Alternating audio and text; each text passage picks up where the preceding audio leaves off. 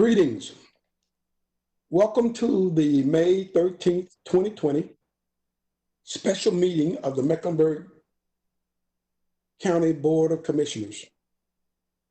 In light of both the continued COVID-19 state of emergency and the stay-at-home orders, the board continues to meet remotely. The public may join our meeting by viewing on the web at mecnc.gov, YouTube, or follow us on Twitter at the following number: 408-418-9388. Again, 408-418-9388. And enter the following access code: 719-716-550. 719-716-550. We will begin today's meeting by identifying each board member, who will introduce him or herself. I will introduce myself and then call upon all of my colleagues to do the same. I am George. I am participating remotely. I represent the people of District 3, and I also have the privilege of serving as chair of the board. Next, we'll have our at-large colleagues, Pat Cotham. Good afternoon. This is Pat Cotham, County Commissioner at Large. Commissioner Scarborough. Good afternoon. This is Ella Scarborough, County Commissioner at Large. Commissioner Fuller. Good afternoon. This is Commissioner Trevor Fuller. I serve at large in Mecklenburg County, and I'm participating in this meeting remotely. District 1 Commissioner. Good afternoon. This is Commissioner Elaine Powell. I represent District 1, which is all of North Mecklenburg, and also serve as Vice Chair. Thank you. District 2 Commissioner. This is Commissioner Vilma D. Leak, and I represent the most powerful district in the county, and that's District 2. And hello to all. District 4 Commissioner. Good afternoon. This is Mark Jarrell. I represent the District 4, and I am participating remotely. District 5 Commissioner. Good afternoon. My name is Susan B. Harden. I represent the district, the 5th district in Mecklenburg County, and I am participating remotely. And District 6 Commissioner. Good afternoon. This is Commissioner Susan Rodriguez McDowell, participating from District 6. For the record, all commissioners have acknowledged their presence for the meeting. Therefore, we have a quorum. I will now ask the following staff to introduce themselves.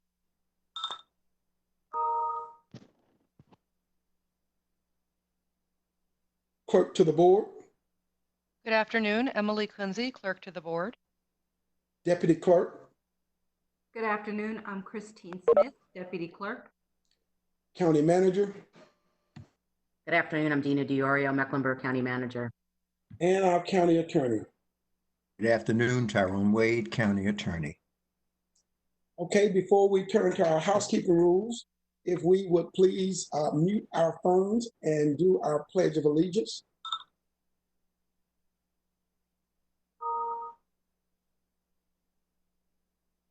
Pledge of allegiance to the flag of the United States of America and to the republic for which it stands, one nation, under God, indivisible, with liberty and justice for all. Okay, since we're conducting remote meetings, there are a few housekeeping rules which we must adhere to govern our actions so that the board minutes will accurately reflect the actions that we take. This must be an orderly run meeting, and it must run smoothly. If commissioners wish to leave the meeting, please ask for a point of personal privilege so that the minutes can accurately reflect your actions and the attendance of each board member. When a commissioner returns, please announce your return when it is convenient to do so. Since no one is physically present when a matter is put on the floor for debate, I will have to call upon each commissioner and ask whether they have comments. Please wait to be recognized by the chair before speaking, and please refrain from speaking over one another or interrupting another speaker. May I also suggest that when you end your comments, if you will say, "This concludes my comments." If a commissioner does not have any comments, please state, "I have no comments," or "I do not wish to speak to this matter." Since we're meeting remotely, when there is a matter requiring a vote, I will conduct a roll call vote and will call upon each commissioner separately to ask how he or she votes verbally so that there is no confusion as to how a commissioner voted. At the end of each roll call vote, the clerk will state the results of each vote. Now, the purpose of this special meeting is to receive a presentation from the Charlotte-Mecklenburg Schools on the FY21 funding request to the Board of Commissioners, and to also receive a presentation from the Town Manager of Cornelius that highlights a budget request for financial support of the town's capital campaign for the Kane Center of the Arts, which is currently under development, and to discuss matters of mutual interest and to take action as may be deemed appropriate. So at this time, I will recognize our county manager for the first presentation. Thank you, Mr. Chairman. As you indicated, this is the opportunity for Charlotte-Mecklenburg Schools to present its budget request for funding for fiscal year 2021 directly to the Board of County Commissioners. So with that, I will ask Superintendent Ernest Winston to begin the presentation unless Elise Dashew, Chair of the School Board, has an opening comment. Elise? Good afternoon. Can you hear me? Sure. All right. Well, Chairman Dunlap and Commissioners and County Manager DiOrio, I just want to start this afternoon off by thanking you all for your past and your future partnership. I am thanking you on behalf of our shared constituents, the children of our community, whom we are all here to serve, as well as their families, and as well as the 18,000 employees of CMS. The COVID-19 pandemic has really brought home to me the power and the necessity of partnership. This pandemic is hitting our community hard, and the effects will be felt for years to come, but your partnership has helped us to cushion the blow for our students and our employees.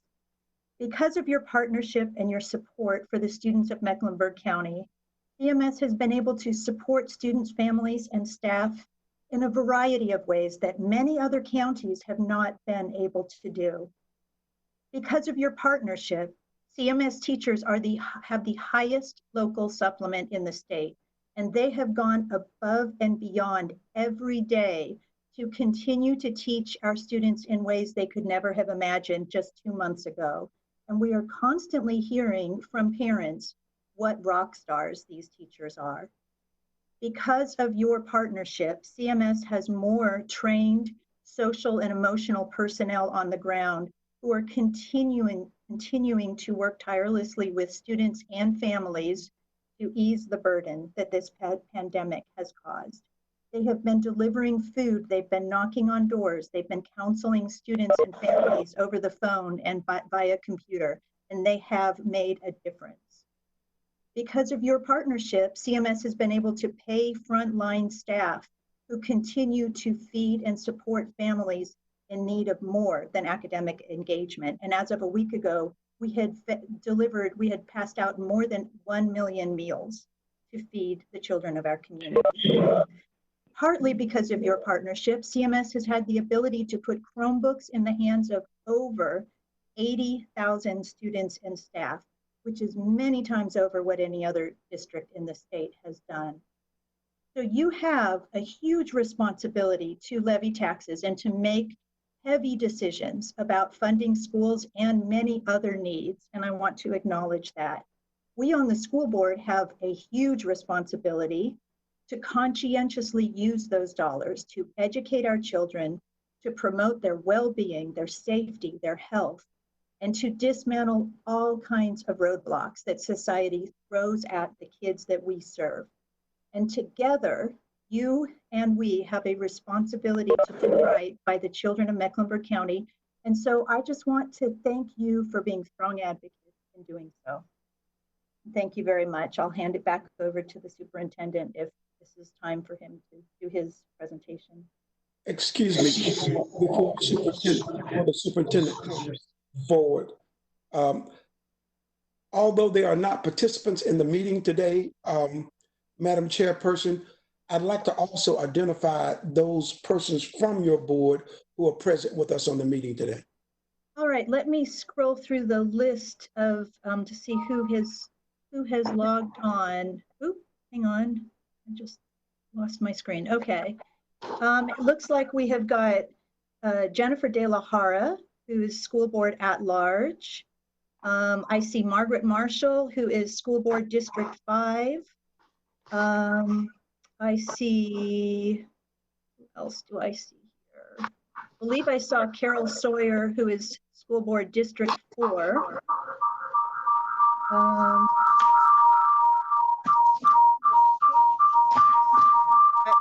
Not on the line right now.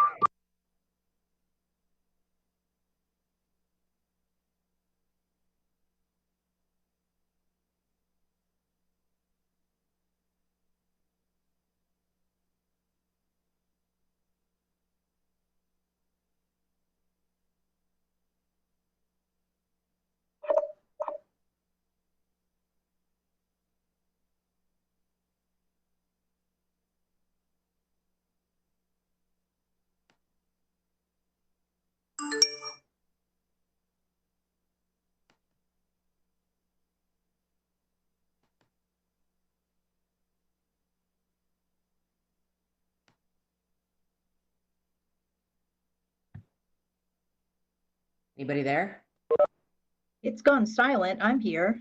Okay, yeah, I think it went out for a moment. Oh, okay.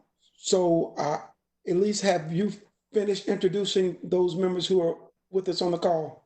Yeah, it looks like we've got Jennifer De La Hara at large, Carol Sawyer, District 4, Margaret Marshall, District 5, and I am not seeing other board members on the line. It's hard for me to navigate this and see who has logged on and who hasn't, but I believe that covers it. Okay, so I want to acknowledge their presence because we do have people on the line who are not identified. So if there are school board members whose name we didn't call, it was because we didn't see your name. All right, I'm sorry, Superintendent Winston? Can everyone hear me? Yes. Okay, thank you. Good afternoon, Chairman Dunlap, Chairwoman Dashew, County Commissioners, members of the Board of Education, and County Manager Diorio. It is good to see and hear all of you all, even if it is virtually.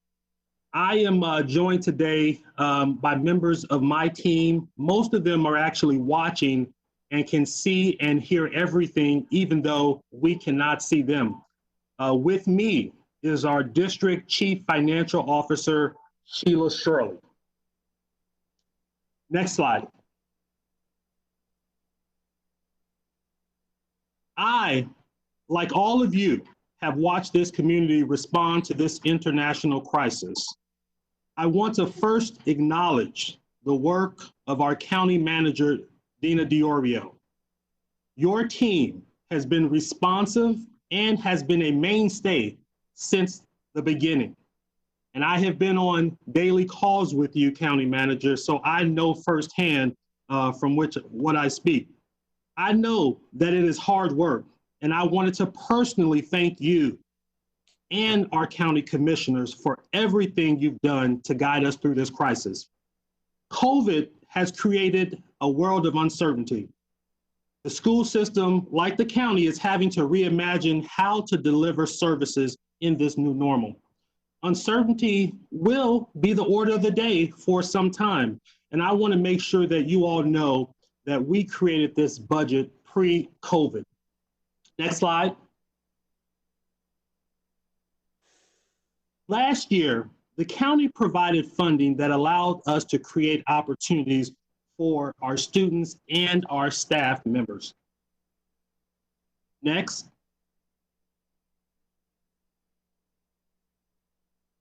One of the most significant investments you made last year was the funding that you provided for the local supplement. That funding allowed CMS to have the highest local supplement in the state of North Carolina. This helped us recruit and retain the best teaching talent in the state. And for that, I want to thank you all very much for that commitment. Next slide, please. In addition to the local supplement for teachers, your investment in other employees is greatly appreciated. We were able to provide a salary increase for all staff. We were also able to raise the minimum hourly rate for our lowest paid employees to $13.22 per hour. Next slide.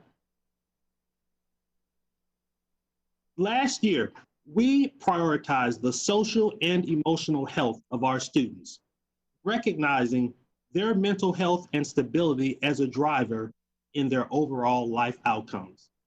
Your funding provided 27 social workers, 10 counselors, 10 psychologists, 8 supervising coordinators.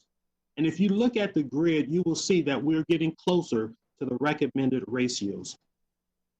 Next slide. In addition to the operational needs, we've been fortunate to receive capital investment as well. A number of years ago, you all began providing funding that allows us to be proactive with preventive maintenance. The investment in preventive maintenance allows us to take care of our capital investments before issues actually arise. With this funding, we were able to replace door, paint, replace carpets and worn flooring, HVAC, and roof cleaning and inspections. We have named preventive maintenance as a strategy to increase the time between capital replacement schools. Next slide. What does our community need? So as we think about where we are now and what we are learning about the needs of our community, which we know today are different, I think it's important to name that because of all the uncertainty, we must focus on our community's most valued asset, and that is our children and those who support them. Next slide, please. And so our 2021 proposed budget is focused on the investments that reinforce the foundation, and they are our students, our staff, and the support that we provide them. Next slide. And so we believe our budget does that. And I want to walk you all through our ask. The first is related to a project that we began last year, and it is specific to our system modernization project. The $1.3 million is for continuing our work on our system modernization project to be used in conjunction with state funding of approximately $12 million over the 3-year project timeline. This project will allow us to replace our data technology in the HR and payroll and our core finance areas with an emphasis on improving employee experiences, simplifying and automating processes, and will also enable real-time data insights. Next slide. Next is an investment in our employees. As I mentioned earlier, last year's budget allowed us to increase the hourly rate of our lowest paid staff. The recommendation is to further increase the hourly rate of our lowest paid employees from $13.22 to $14.11 per hour. I will tell you that one of the things that I have been grappling with is our dependency on our essential workers and the fact that many of these workers are our lowest paid staff. We know that the crisis has disproportionate impacts on the community's most vulnerable, those in poverty and those with predisposed health conditions. Providing phase 2 of the market rate adjustment would allow us to bring these employees closer to a living wage. We are also requesting funding to cover salary increases for certified staff, as well as health rate and retirement increases for all employees. And we're not 100% sure at this point exactly what that will be from the state. Next slide, please. We are expecting 315 new students next school year. Our request is focused on special population growth, and our ask is focused on that. Staffing needs to support our exceptional children. As you all know, we have to account for the growth in charter schools. It is anticipated that they will have about another 1,800 new students, so this includes the pass-through amount for charter schools. Also, we've included the cost of a new resource officer with the addition of a 7th grade at K-8 school. Next slide. Our ask also includes a request to fund the cost for opening new schools, 2 replacement schools and 1 brand new school. Increasing the square footage in our district means that there are costs associated with maintaining new square footage. We have replaced 2 of our older schools with brand new schools. The original Collinswood was built in 1959. I don't know about you all, that was way before I entered this earth, but we are also finishing this project thanks to the 2017 bond and opening a new 63 classroom building. Montclair Elementary was built in 1958. And as you see here, we are close to completing a new 45 classroom elementary school to replace it. While these brand new schools are replacing old ones, we will need additional funding to cover the cost of expanding square footage. Next slide, please. We are opening a brand new Ray Farm STEAM Academy in the south part of the county. What you see here is a representation of what it takes to staff a new school and cover the cost of staffing and operating costs of larger replacement schools. So we calculated maintenance and operating costs at $4.85 per square foot for additional space. Next slide. On this slide, I'd just like to highlight supporting our kids, and we are asking for support,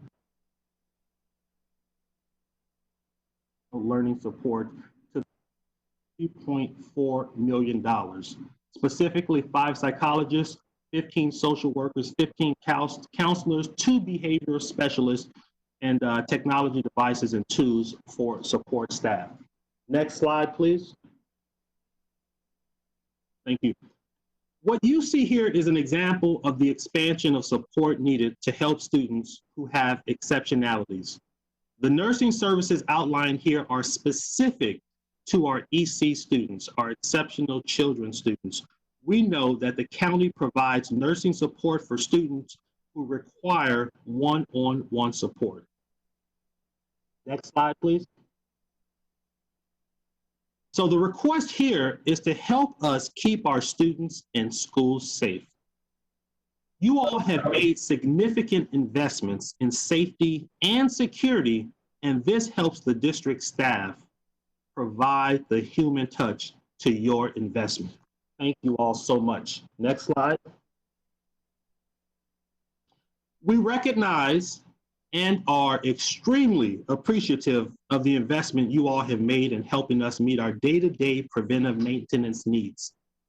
We are asking for additional funding in this area to help us with things that come up daily related to preventive maintenance, like roof cleaning, fire ant treatment, sealing, and tile replacement.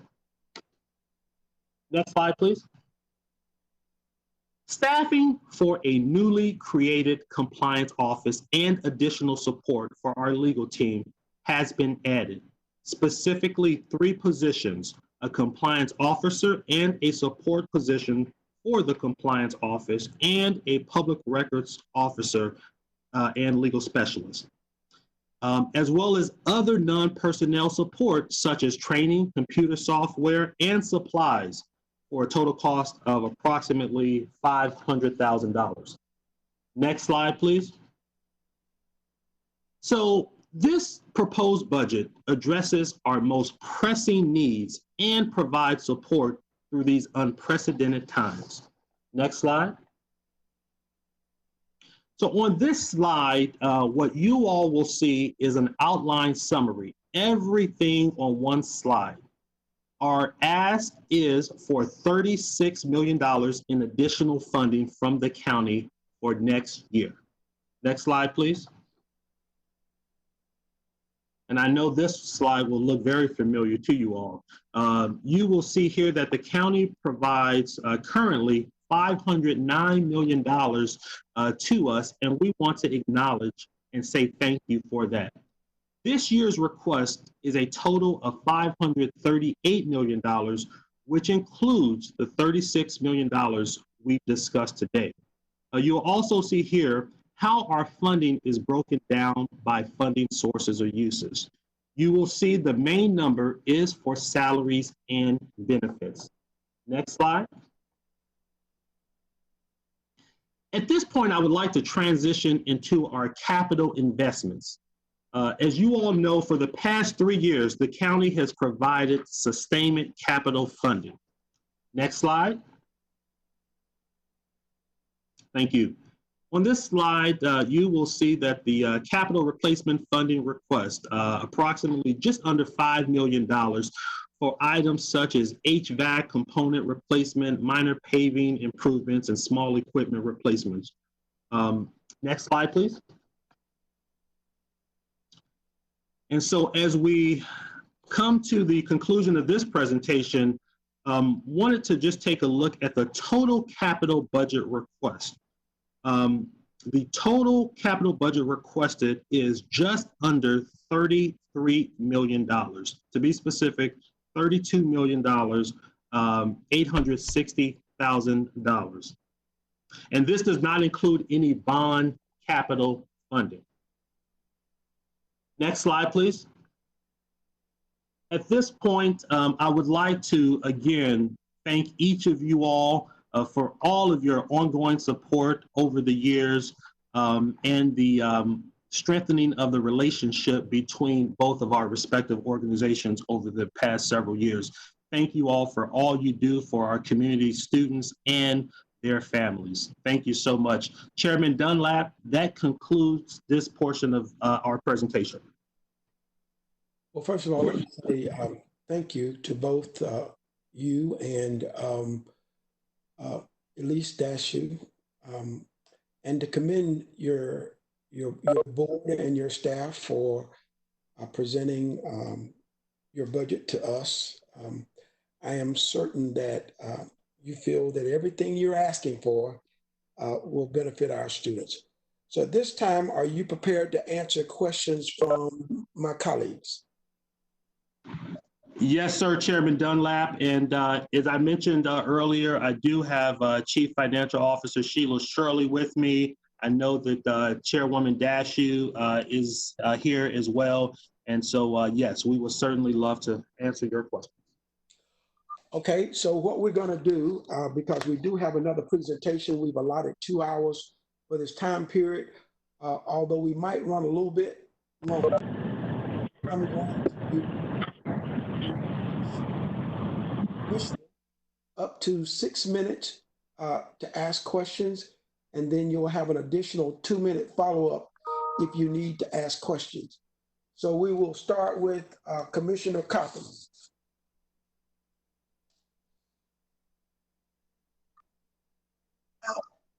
Thank you, Mr. Chairman. I don't have any questions at this time. Could I possibly yield my time to Commissioner Harden and Commissioner Leek, who are very knowledgeable about the schools? That's appreciated, but that won't be allowed because we do have other things to do, and we're actually giving you more time than we have available anyway. Okay, so Commissioner Fuller. Right, thank you, Mr. Chairman, and thank you, Superintendent Winston and all school board members for participating with us this afternoon.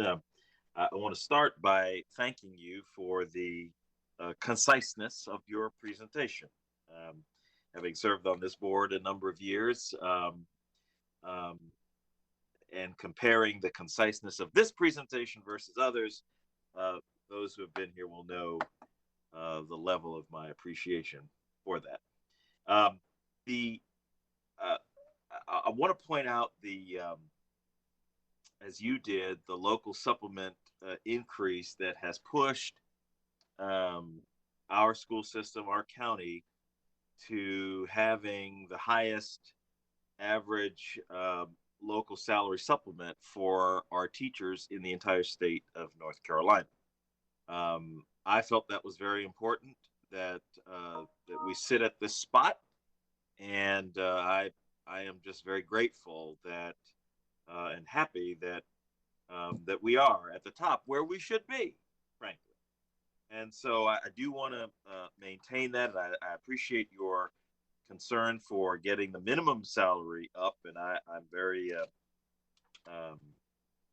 receptive to that.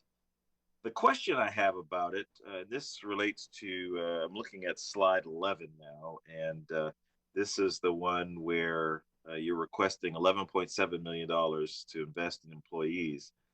Am I correct in understanding that the two bullet points you have here, phase 2 market rate adjustments and the salary increases, are two different things?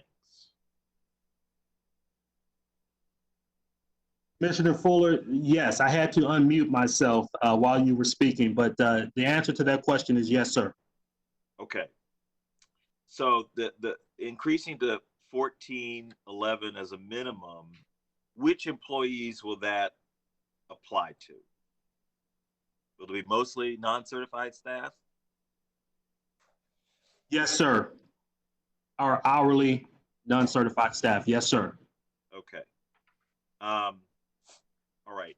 And then if we come back to slide 10, I just wanted to understand this this ERP system.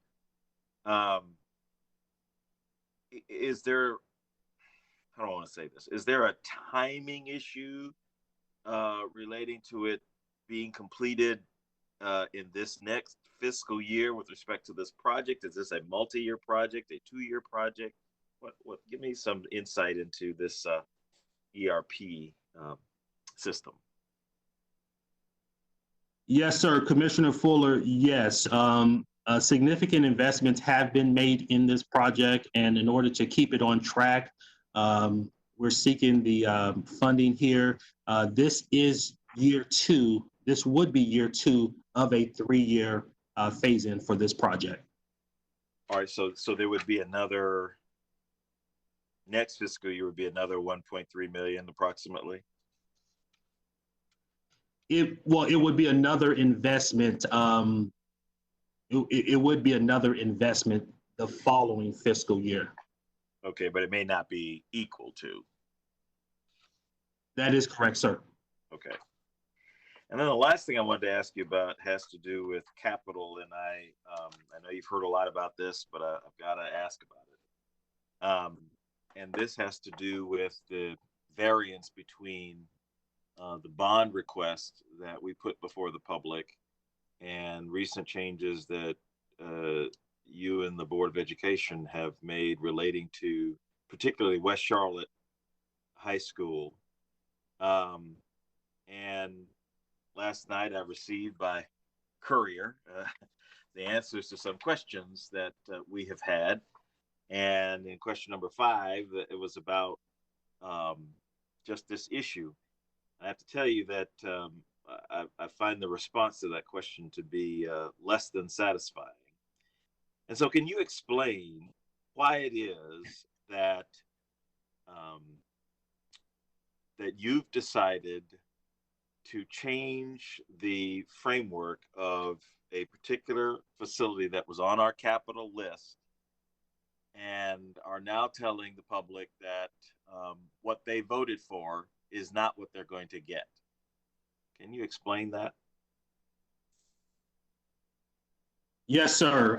Thank you for that question, Commissioner Fuller.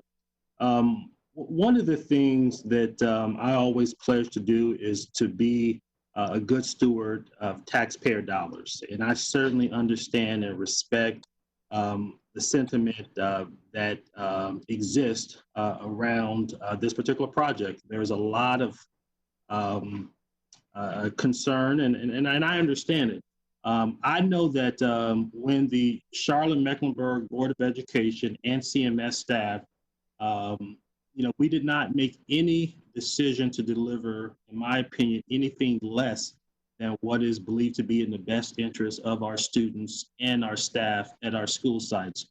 And so the decision to build high schools with 125 classrooms at the time of the bond referendum a few years ago did not reflect our best thinking on a desired student population or size, nor was it consistent with the established standards that we had had. And so in late February, our Charlotte-Mecklenburg Board of Education voted to adjust the classroom counts as the 3 new high schools that were included in the 2017 bond referendum.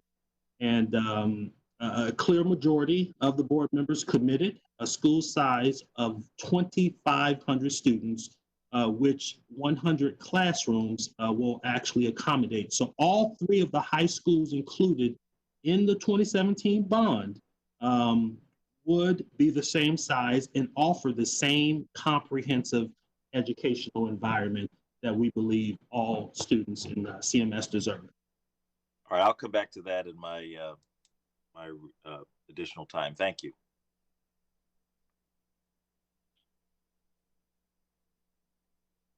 Thank you. Commissioner Scarborough. I have no further questions at this time. All right, thank you. Commissioner Leek. Let me first say thank you to the school board for being with us today, and I'm sorry that we only have 1/2 hour to do what we need to do, but I'm grateful that you're here, having taught in the system and having served on the board.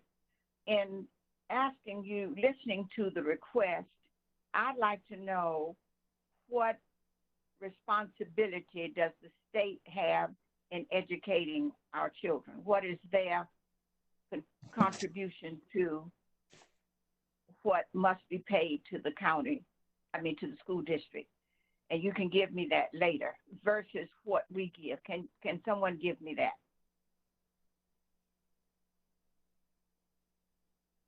Commissioner Lee, so as far as it relates to the state, that number is approximately $933 million. $933 million. And then the total is $1.6 billion. Billion, billion, my apology. I hear you, honey. Now tell me, what do we give to the taxpayers from Mecklenburg County provide for the school district? Commissioner Lee, so the county generously provided $509 million. And that is for this school year. That's for this school year. And you got everything you asked for, am I right? The total request was a tad bit more than what was actually received. But what we gave you was substantiable to what you had been receiving in the past. That is correct, Commissioner. And I will, yes, ma'am, and we are extremely appreciative of that. Now we have national certified teachers, and I do not hear you saying anything about them in terms of salary. They already get 12.1% or 5% more than the average classroom teacher. How many national certified teachers do we have?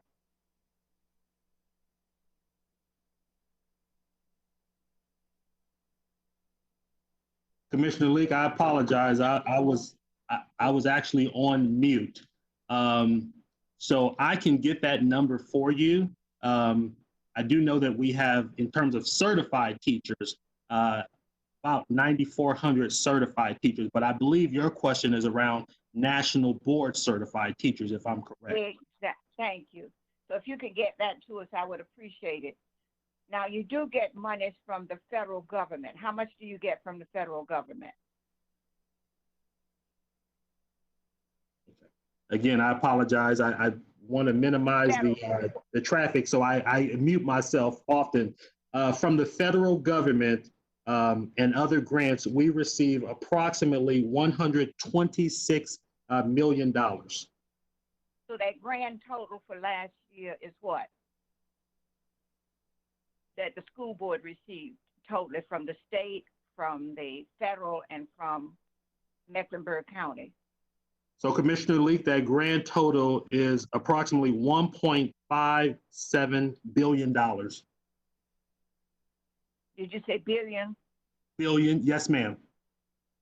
All right, thank you so much. My next question deals with student growth. What level are we finding Black children on reading and others by gender and race? Growth, I'm talking about growth. Student growth. Sure, in terms of academic growth, Commissioner Leek? Yes, sir, yes, sir. Yes, ma'am. I will get the specific information for you. I don't have that at my fingertips, but I will tell you that it is not nearly where it needs to be and where our leadership in the district expects it to be. We've got a lot of work to do in that area. And so that is top of mind for me as well as the rest of my team. But I will certainly provide the specific information for you. Thank you so much. My concern is if my babies are not reading and writing, then they cannot be productive citizens within the community. And when you ask for salaries for non-certified personnel, some of my babies will fall in that area. We have a problem as it relates to preparing our young people. So I worry about the support that we receive for our children. So I'm going to ask the last question I have. That's $1.57 billion last year that the school system received. Am I right? 1.57. Yes, ma'am. Can you hear me, Commissioner? Yes, I can, and thank you. Yes, ma'am. $1.57 billion. Is that what you're saying? Yes, ma'am. $1 billion. Yes, ma'am. Well, when you make reference and send us information, please always indicate the amount of funds that you receive for that year so that we'll understand the cost and what we have. I'll finish with the next two questions later. And thank you so much, sir. Thank you, and we will make sure to provide that information. Okay, Commissioner Jarrell. Thank you, Mr. Chairman. Thank you, Mr. Superintendent, for your presentation, and to our colleagues from the school board, thank you for being here today. I want to first agree with you, Mr. Superintendent, about our children being our most valued asset, and really, I think it's appropriate that we invest in them heavily. And with that investment, I know a lot of people in the community, our residents, want to understand the return that we're getting on that investment. And as I look at your 2024 strategic plan, it lays out goals around college and career readiness. And I'm curious, I've got it's a two-part question. What does it mean for every child to graduate with a meaningful opportunity and career opportunities? Give us a sense of what that looks like. And the second part to that is, of the 2019 graduates, how many of them met that standard?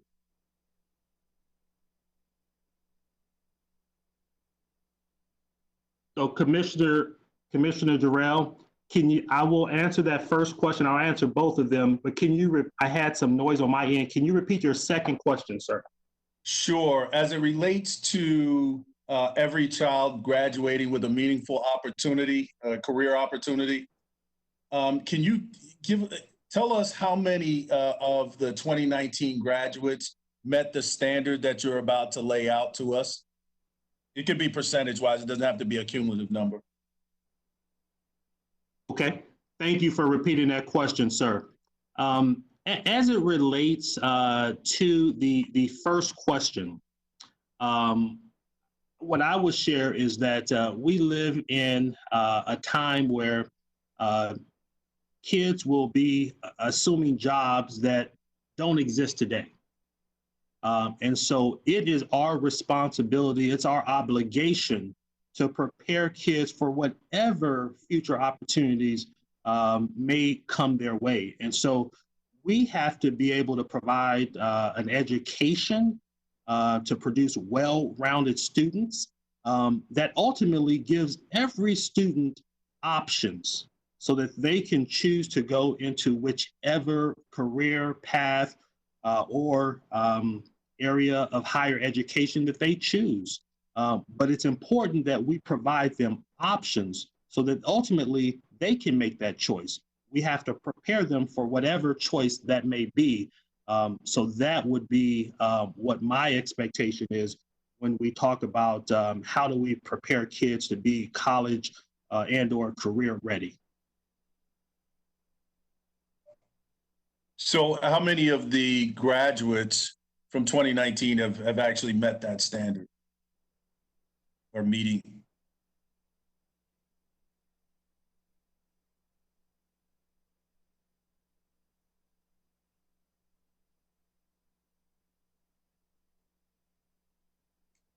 Can you all hear my question? We heard you. Okay. Commissioner Durrell, I apologize. I was on mute. No worries. That happens to be at least twice during a particular meeting. No worries at all.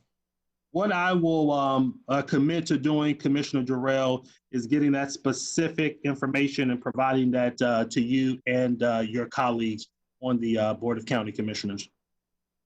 Thank you. And my next question, in the packet that we received last night, one of the questions related to substitutes and with regard to which districts need the most substitutes. And it broke down Southeast, Southwest, Central 1, and Central 2. Can you tell us, and you may not have it right now, but I'm assuming Central 1 and Central 2, is that Center City, or I mean, where is that? Yes, sir. Central 1 and Central 2 largely comprise of our Center City schools. Okay. There are some schools that fall within those learning communities that are outside of the Center City, but by and large, it does comprise of those geographic areas. And are those schools predominantly children of color in those schools? Yes, sir. Okay. And so would love to understand what the plan, because obviously we know the metrics and how our children of color are performing.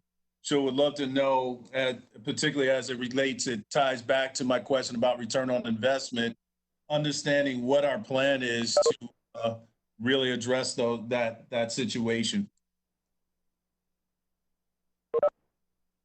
Commissioner Jarrell, what I will share with you and your colleagues is that my team is hard at work on a plan specifically for our lowest performing schools. I like to actually say our underperforming schools that haven't realized their full potential. That is a charge that I have given to the team, and we are hard at work at that, and we'll be happy to come back at a later date and share specifics of that plan. Thank you, Mr. Superintendent. Mr. Chairman, that concludes my questions this round. Thank you. Commissioner Susan Harding. Thank you, Chairman.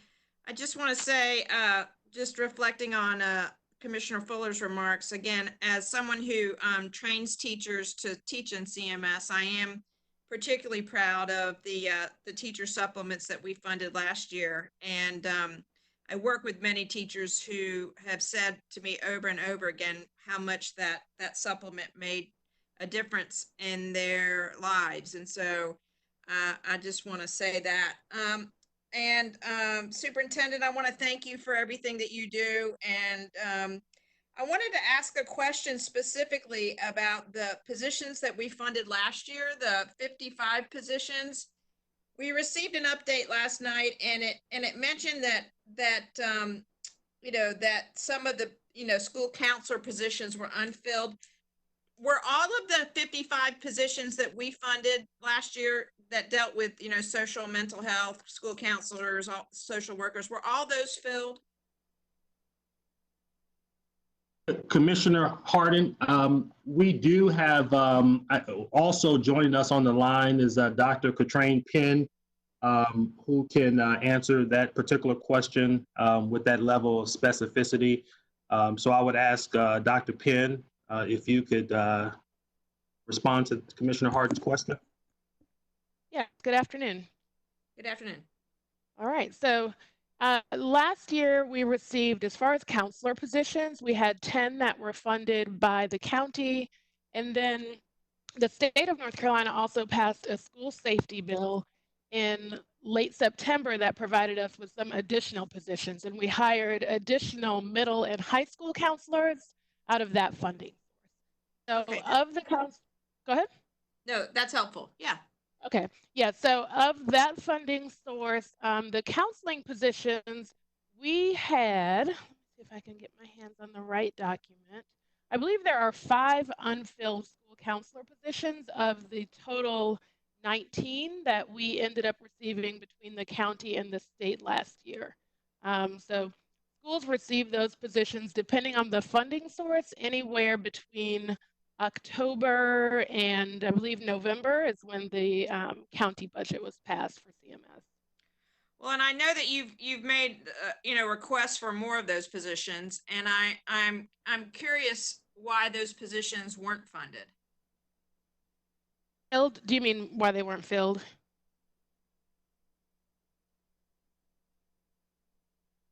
Excuse me? You said why they weren't funded. Did you mean why they were not filled? Why they weren't filled, yeah, because you're requesting more funding for those social workers, guidance counselors, psychologists, and behavior specialists, and I certainly want to support that funding. I'm just curious why the 5 that were funded by the state or the county last year weren't filled. Sure, absolutely. I think that's a fair question. So when I'm looking at the schools that had counseling positions assigned that did not fill them, just one caveat that I need to share, and that is that hiring for counselors is done at the school level, hiring for social workers and psychologists is done at the district level. So at the school level, when we're talking about hiring 20 counselors, we're talking about 20 different principals posting, interviewing, and filling vacancies. At some of the schools where the positions were not filled this year, there was some principal transition. I do believe that may have contributed to principals not wanting to post and fill a position, knowing that there would be a leadership change. Beyond that, I honestly am not quite sure why some were not posted. I would guess that some of it is time of year and that there were positions that were posted but not filled, which typically indicates that the leadership team did not identify a strong candidate. That is one of the risks that we encounter when we are allotted positions late into the school year. Yeah, I recognize that it was a horrible budget year, not having a budget yourself. So I understand that. I just as a point of and I know you want this too, but when we're funding positions, I certainly would love to see school years start, with the full slate of staff that we funded, and so I just share that as an important element. I'm thrilled. I'm enthusiastic about funding these positions, and I'm enthusiastic about getting those bodies into schools. And so I just wanted to share that with you. I have another question about the enrollment growth, specifically the charter school enrollment growth. Last year, it was estimated that $6.2 million would be needed for school charter growth. How much did we actually expend between last year, the year that we're currently in, on charter school enrollment growth?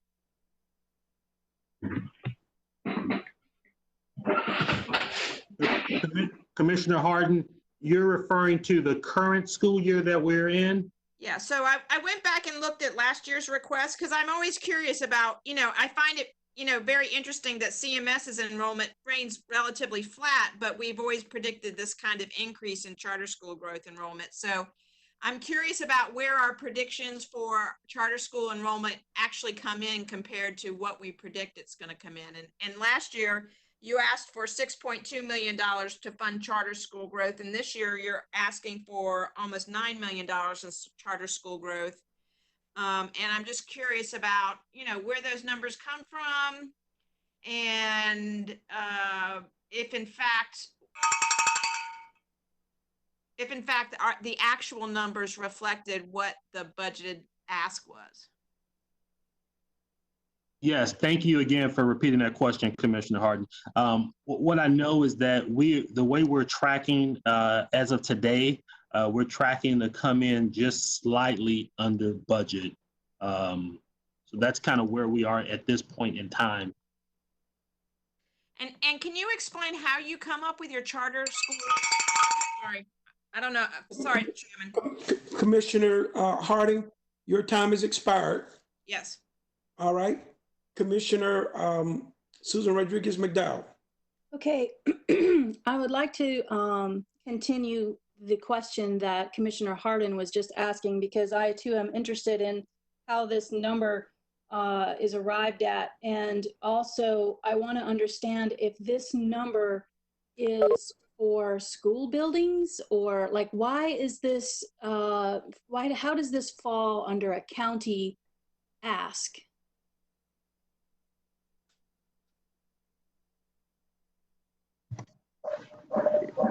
Good afternoon. This is Sheila Shirley. So the reason that the request for, sorry, we've got Sheila, I think there's another mic somewhere close to you that's causing that feedback. You are correct. We're working on that. Okay, so the request for the charter school pass-through is what we have labeled it over the years. And essentially, we are required to provide the per pupil amount that we receive from the county.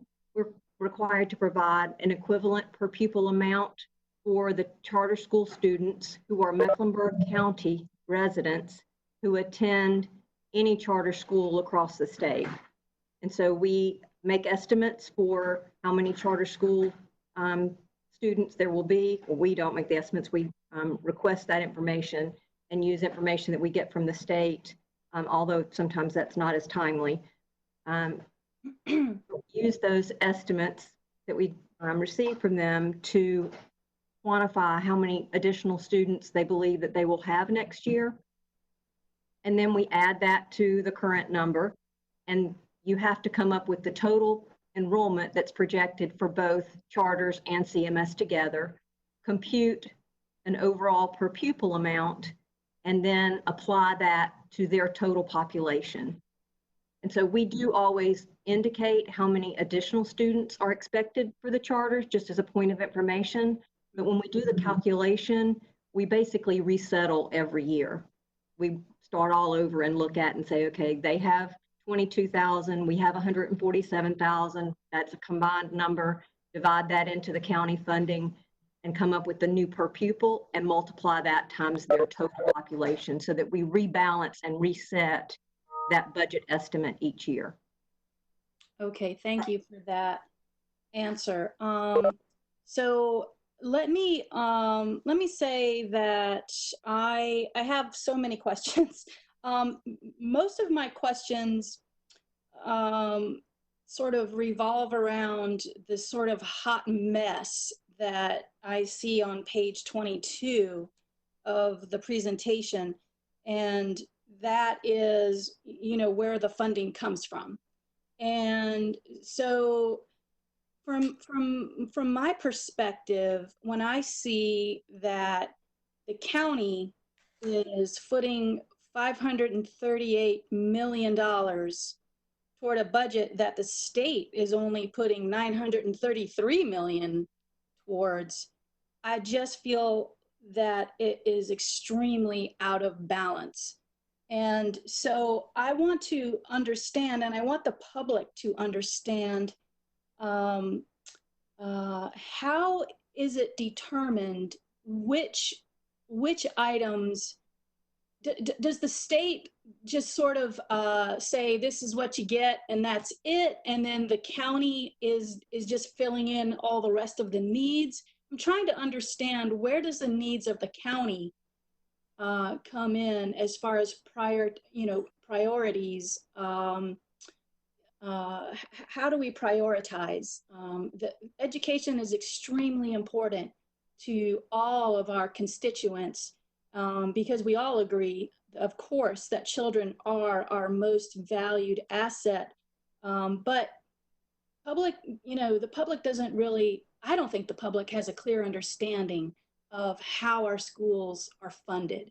And so if you can help me understand and help the public understand, how am I looking at a list of things that the county is being asked to fund with county property tax dollars, and some things we choose to fund and other things we choose not to fund? I'm trying to understand how do you ask the state for some of the funds and us for some of the funds? Does that make sense as a question?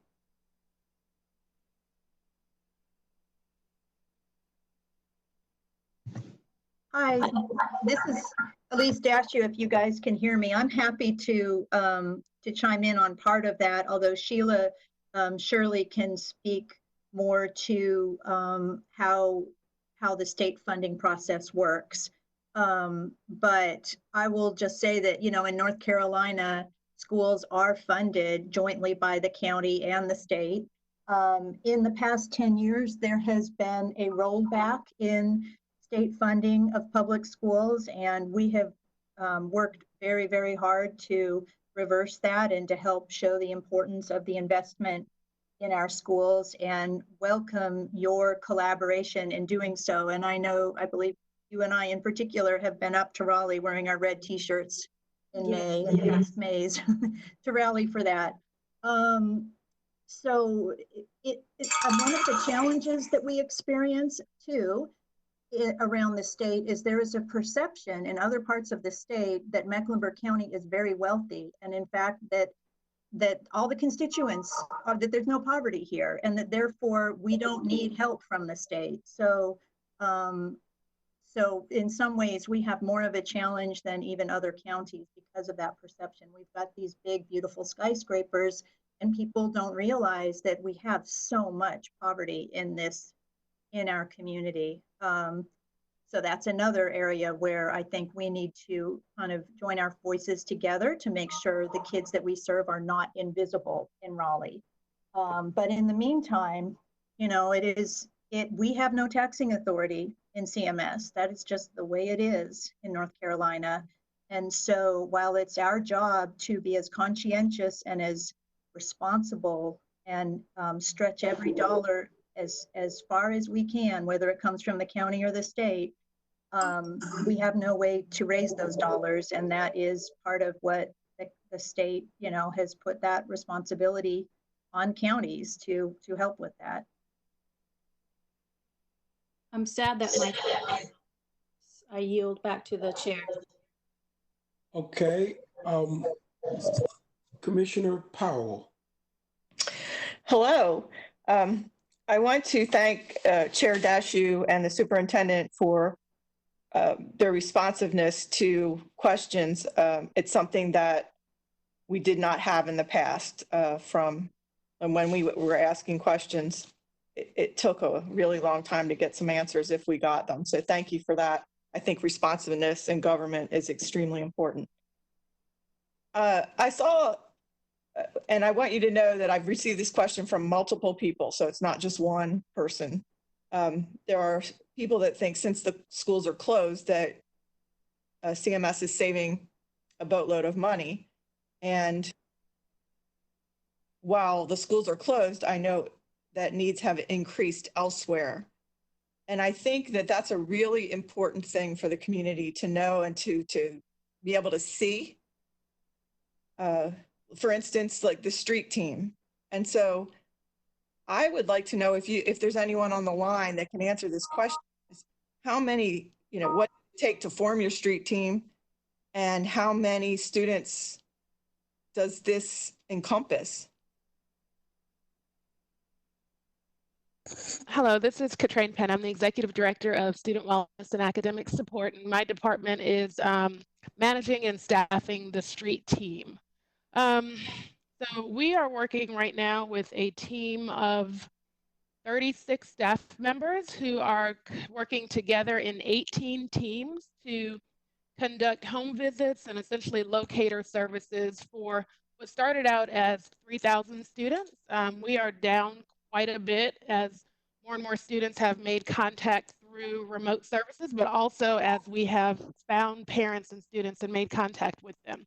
Our teams are comprised of, every school has one team social worker, and the other member of the team is either a counselor, a school psychologist, or in the case of some of our bilingual teams, we have brought on staff who are native Spanish speakers to make sure that families can communicate in their native language. It's been quite a task, but it's been very good and important work. Thank you. It's good to know it started out as 3,000 because it wasn't apparent in the answer to the written question. And also, I just think it's important for the community to know, like, the cost of the Chromebooks, and was that covered by the COVID dollars, and those kind of things. How much are we spending on fuel for transportation at this time to get to use the buses that we are using? And I know you can't do that now, but it would be nice if you could provide that information to us. How much are custodians currently paid? Is it $13.22? Vice Chair Powell, so that is the minimum. Yes, the $13.22 is the minimum. Okay. So as we go forward, and I didn't see any mention of this, but as we go forward and plan for the future, over the years, I've heard many complaints about the inability of students to be able to, and I've experienced it myself. I volunteered in CMS for 25 years, going into bathrooms and not being able to get hot water to wash your hands, or not having soap.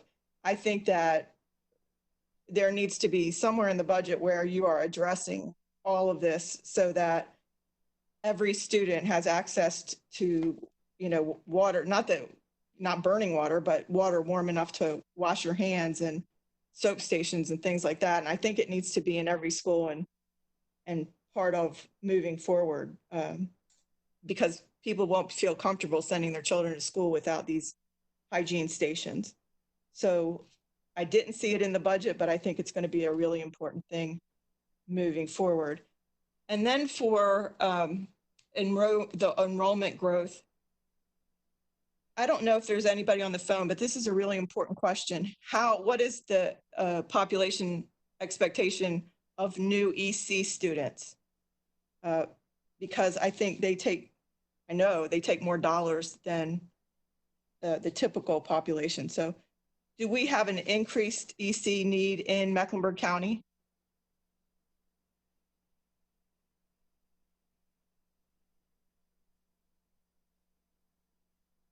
I think you're on mute again.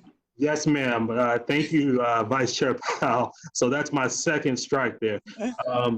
So we grew. So yes, the needs of our students who have special needs have grown, and that student population has grown. We grew by about 500 students with special needs in this school year.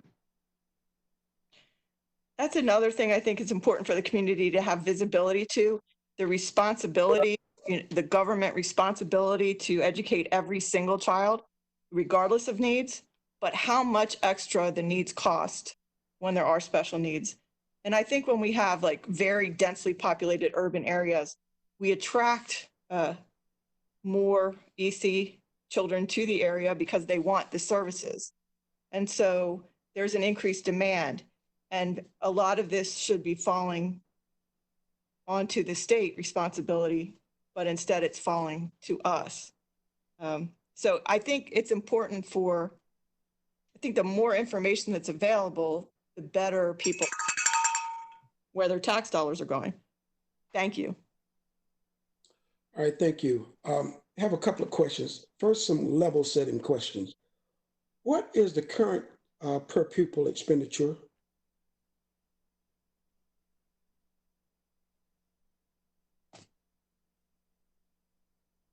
Chairman Dunlap, so the current per pupil expenditure is just under 11,000. It's $10,723 to be exact. Okay. And what was the projected enrollment for last year when we did our budget?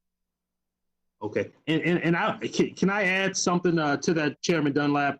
The county's portion of that is $3,468.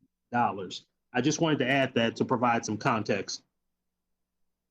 Okay, and how many students did we project would enter CMS last year? I do not have that at my fingertips, but we will provide that information to you. All right, so how many actually showed up last year?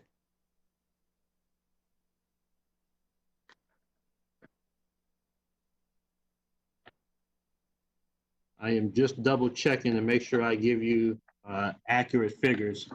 If you'll bear with me 1 second as I flip through my book here, Chairman Dunlap. All right, just so I'm careful with my time. What I'm trying to figure out here is based on our per pupil expenditure, whether or not there was overtures made in last year's budget. And what I'm getting at is that in your total request, there was $36,660,000. Of that, the county manager has recommended $25,663,000. So the delta, or the difference between the two, what you asked for and what she's recommending, is about the cost of what the investing in employees amount is. It's about $11 million. So essentially, she is recommending to us to fund your entire budget with except for the $11 million. And as Susan McDowell has alluded to, that is one of the things that the state should be paying for anyway. So I wanted people to kind of understand where the manager was as it relates to your request. Chairman Dunlap, that number is 146,888 students. And that's for this year. 146,088? 888, yes, sir.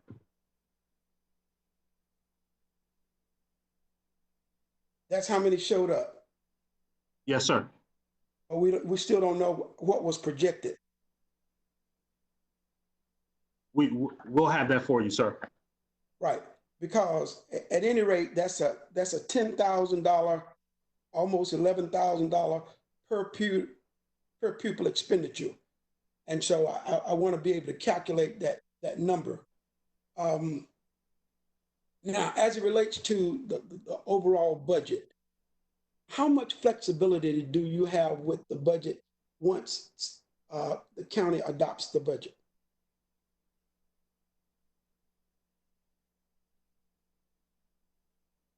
Once we make our expenditure to you, how much flexibility do you have over those funds? So Chairman Dunlap, thank you for that question. We're able, we believe, to allocate the budget based on our priorities as a district. Okay, so that's a lot of flexibility. And I asked that question because there are expenses. For example, I looked through the budget. I was looking at a response to a question somebody asked about what was the cost for upfits, renovations to the administrative building, $10 million. Was that cost a part of the ask in last year's budget, or where did those funds come from? Chairman Dunlap, that was in 2016 for the Ed Center. And that was a part of the requested budget. So this was actually, I think what you're referring to was part of our capital budget.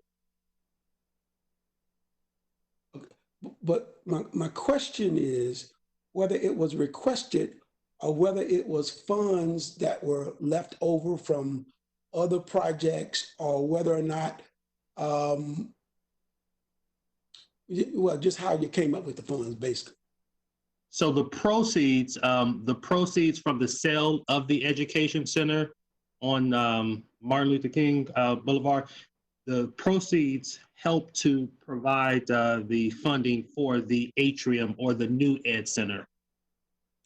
Oh, okay. All right. And so the last point I will make is that in 2008, and this is the problem with being around for a while, in 2008, when we had a recession, the county had a deficit. And what the county did was they had various departments fall back monies in order to pay for that deficit. And you indicated that your budget was pre-COVID. And so the final part to that question is, had you done it after COVID, would the budgeted request have been the same? And if so, why?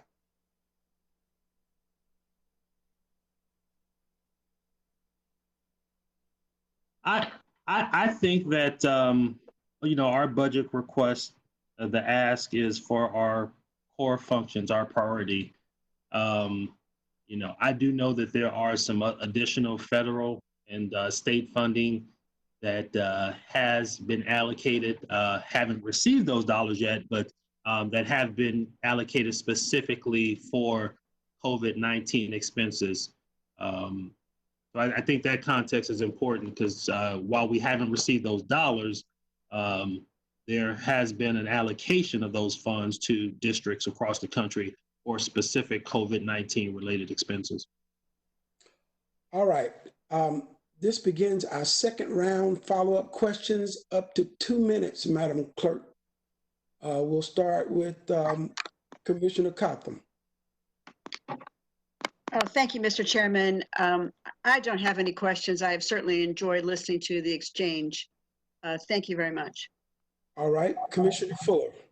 All right, thank you very much. I just want to finish my point about the West Charlotte School, and I bring it up because it is a matter of public concern when we represent to the public that we are going to use, that we're asking them to vote for bonds to be used in a particular way, and then we change up on the public, and it diminishes trust in government when we do that. And so I want to lift up the voices of those, particularly relating to the West Charlotte School, who feel like that they have been misled, feel like they've been put aside, have been duped even. And I don't think that's right. I don't think that's fair. And if, as I see in the answer to these questions about that particular subject, if the school system didn't believe that the request in the bonds was where they were going to go, I think that even creates a bigger problem for people to trust what we say when, and in particular, that we can trust from our school board and our school system that when they say they need something, that it's actually what they need, that they've considered the request and that they've made it fairly and clearly to the public. So I just have to raise that issue again because there are people who feel that whenever the shortness of a stick is considered, certain communities get the shortness of that stick and others don't. And so I think it's a question of fairness as well. So that's what I wanted to finish from my last round of questions, and I'm hopeful that you can spend more time developing trust with the community, particularly on that project, because it was a fairly significant bond that the community voted for, almost $1 billion, and to be told later that that we're not going to spend the money as we promised we would is a big problem. It's a big problem not just for you, but it's a big problem for us too, because the public needs to trust that when we put things on the ballot for them to vote for, that we are doing it with truth as our basis. All right, thank you, Commissioner Fuller. Commissioner Scarborough. I have no additional questions. Thank you very much. All right, Commissioner Leek. Let me thank all of you for your response to the questions that we asked. As relates to substitutes, our substitutes are based in Title I schools, and that's a poor example of what's happening in this part of the community and where teachers are needed the most, the strongest teachers. But getting back to the issue of the bonds, many of us worked very hard to have those bonds to pass and to go behind closed doors, and for you to not even discuss it with us. We have never had a discussion with you about changing the bonds, not with the public. So we're holding you accountable for that. And I hope that we will stay with the 122 classrooms that we said that we would have in that building, because if not, the community will never have trust. And we value trust in our community. And we'll be coming back again asking for more from the public to vote for. So I hope that you're understanding and prayerfully do the right thing and come back based upon what you asked for. So when you sold the building on downtown, you received how much money for that building? And who kept the money for that building? Commissioner Leek and Commissioner Fuller, I'd love to have an opportunity to just follow up to your question about West Charlotte, because I think it's an important one. Because I know we talk about trust, and which I think is extremely important. And you know, from our vantage point, things shifted, things changed. We received new information, and you know, we wanted to be able to respond based on the newest information that we had. And I believe that, and I certainly understand what you've shared. That makes perfect sense. But I think sometimes when we talk about transparency, the public wants us to be able to acknowledge when we have erred and when we have, you know, things have shifted. And so we needed to admit, hey, we made a mistake with that initial number. And so we acknowledge that. And I believe that transparency does build trust with our community. I would also like to say that West Charlotte will be a state-of-the-art school when it's finished. The flagship school that it once was in our community. And so, you know, the three communities that the three new high schools are in, they will be the same. And so West Charlotte will not receive any less than any other community in Mecklenburg County. All right, thank you. Commissioner Jarrell.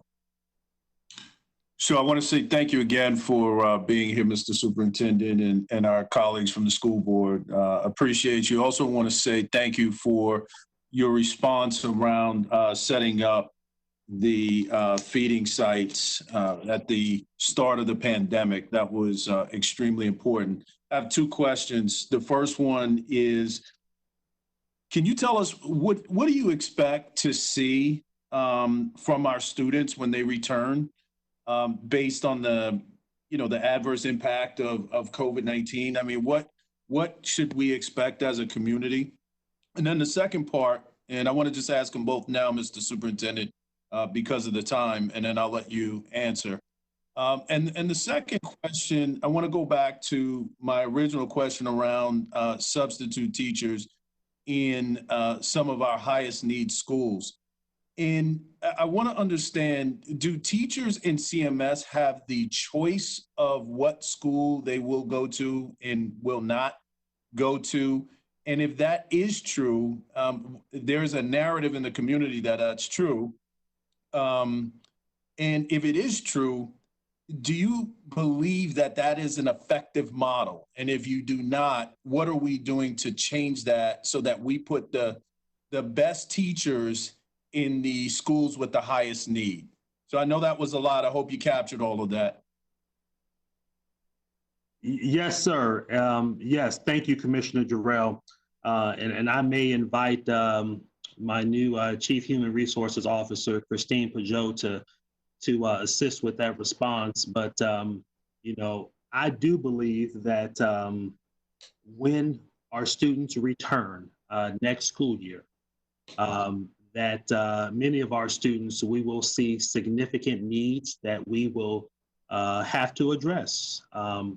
I think as we move to the summer and closing out this current school year, which is where our focus, but we also have a dual focus on making sure that we are going to be able to provide, and we will, the supports both academically and social and emotionally that all of our students need. I do believe it is a fair assessment to say that our students will have some additional needs that we'll have to address, and we'll have to, you know, do a diagnostic and just determine exactly what those are. But as we move into the summer, where we traditionally have the summer learning loss or the summer slide, and I think that will be a little bit widened from traditional summers just because of the current circumstances. So I do think we can fully expect to see that gap widen during this time that school buildings have been closed, but schools have still been in operation. And then also on the teacher side, I'm going to invite either Christine Pajot or Rob Ellison, one of her lieutenants in human resources, to address the question around teachers.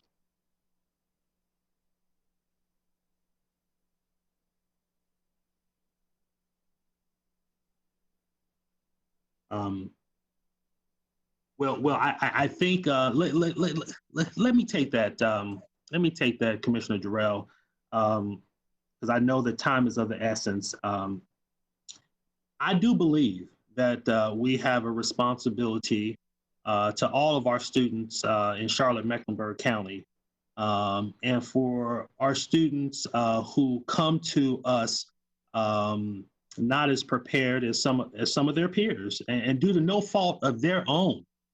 We've got a responsibility, and thanks to the support of the county, we've been able to provide students who need a little extra support with those additional resources that we need.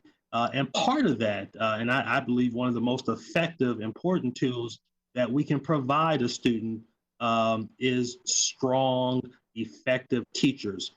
And so to the point, and I think the question was around regular teachers versus substitutes. Substitutes get to choose where they work, but our full-time teachers, our regular teachers, they work for the school system, and they are placed where we need them the most. And so I firmly do believe that we have a responsibility to put our best teachers, all children in this system, deserve a highly effective teacher in front of them.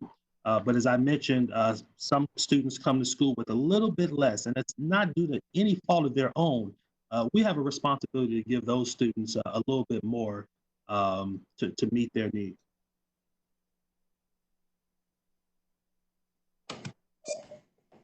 Thank you, Mr. Superintendent. I think my time is up. Yes, your time is up. Commissioner Harding.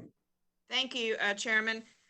Superintendent, what is the amount that to date that you know of the federal and state CARES funding that you're going to receive?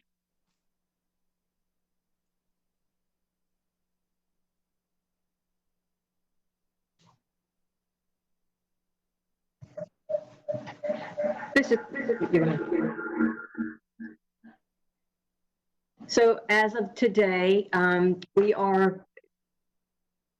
have been informed that we will be receiving approximately $33.5 million from the Federal CARES Act. That is the estimate that's been provided by DPI. They have alerted us that will likely change slightly, but we hope not materially. DPI, there are a number of processes that have to happen at the state level before those funds are actually allocated to the individual school districts.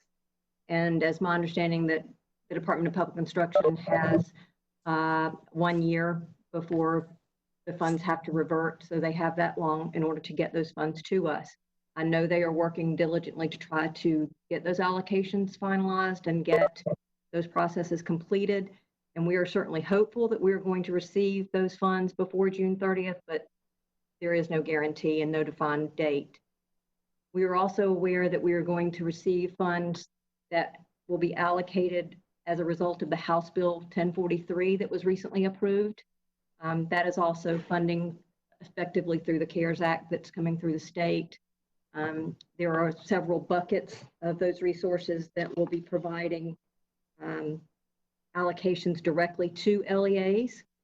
Again, we do not have even any estimates at this point from the state about that, but just as at the statewide level amount, child nutrition has a bucket of 75 million, technology devices of 35 million, contracted mental health at 10, and supplemental learning opportunities at 70 million.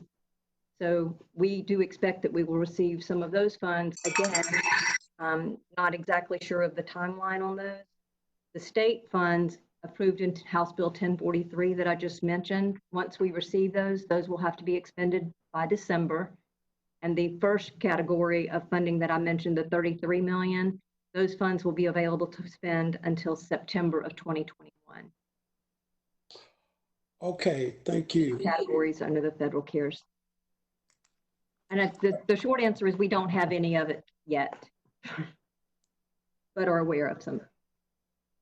Okay, thank you. Commissioner Susan Rodriguez McDowell. Thank you, Mr. Chairman. First, I would just like to say that I feel it feels really unfortunate to me that we have such a constrained amount of time to ask these questions.